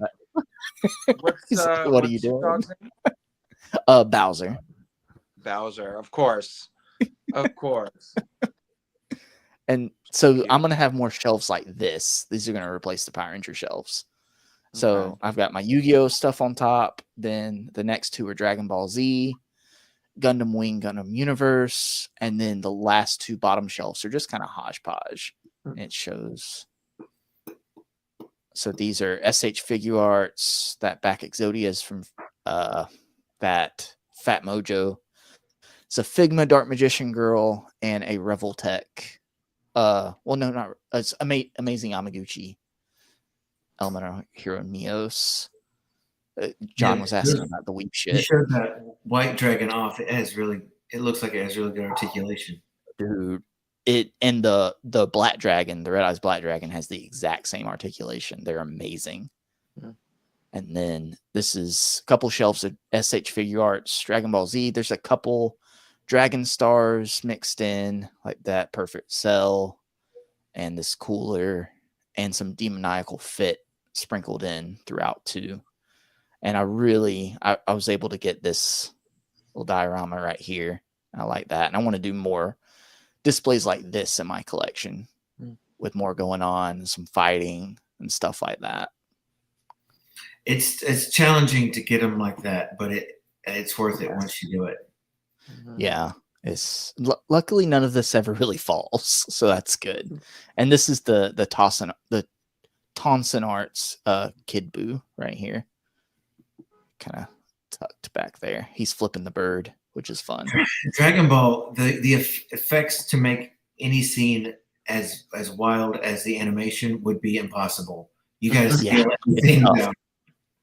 It is definitely tough. And let's see. Oh, that was the picture I was just on. And then this is next shelf below that is Gundam Universe, Gundam Wing. It's kind of a simpler. I love Gundam Wing, like the anime, and I don't do model kits. So having a simple line like this to build out all those mobile suits is fun. And then this is just a hodgepodge down here. Let me see. Jurassic Park. Yep, some Jurassic Park and some carded figures that I've tracked down of some of my favorite figures from my childhood. That's a Battle Ravaged Wolverine, a Joker and Mr. Freeze from the Kenner Batman line. That Superman's from Kenner. A Battle Corps 3 3/4 G.I. Joe. That was one of my favorite Joes growing up. And then some random, Jurassic Park stuff. Some Turtles, like little play sets, complete, which are kind of hard to do. They even have the Turtles. Some old Pokemon sets, a sealed Micro Machines Power Ranger set. I tracked down some Powerpuff Girls stuff, an old Dragon Ball figure, knockoff Nindroid SpongeBob. That is from Rocco. He does his like little like art figures. So that's just kind of like a hodgepodge. I think that is. Oh yeah, I forgot to show off my little vehicles on the floor right there that I have nowhere for. It's but so hopefully tough we'll. vehicles, man. Yeah. There's so much. I don't recall where that Joker mobile's from. It's recent. McFarlane released that recently this past year. Yeah. What story is it from? Batman the Animated Series. It was a Joker episode where he like ran a casino, I think, right? Joker's Wild Casino, and like that was like a display car in the middle of the casino, and then they take off with it, and chaos ensues. Yeah. Yeah. Well, guys, we went. Oof, David, I said 2 hours. We still went like 3 hours. I'm going to have to trim it down at some point. I'm going to have to. You said 2 hours. I was like, well, there's going to be 3 of us on, so I don't know. Yeah. Gosh. I don't know if that's possible. All right. It's all right. It's all right. It's all right. It was a long topic today, and I didn't want to cut anybody short. I wanted everybody to be able to show off their stuff and everything, because I was super interested. You and Rick both have such great displays. I wanted to take a good look at them. Well, don't sell yourself short. I mean, I think displaying is such an individual concept that everybody thinks of it in a different way, and everybody has different angles that they come at it from, trying to achieve different things, and like everything resonates differently with everybody. So like I figured it was going to be a lengthy topic because there's just so many ways to look at it, and so many things that like are important to each of us that we would want to talk about and like explain. And like we collect all these things it's very personal to us, so like exactly kind of hard to keep it to 2 hours. Sorry replay crew. And there's really no answer on how to do it. Yeah. What's that? Yeah. We all have our different ways, but guys, I'm gonna read out. I'm gonna thank our channel members. We're gonna get out of here. I'm gonna go to bed. So let's see here. First of all, make sure everyone's links, even the guys that aren't here, are down in the description below. Make sure you follow everybody. Follow Legion X on Instagram as well. His link is down in the description as well. But I'm going to thank our channel members real quick.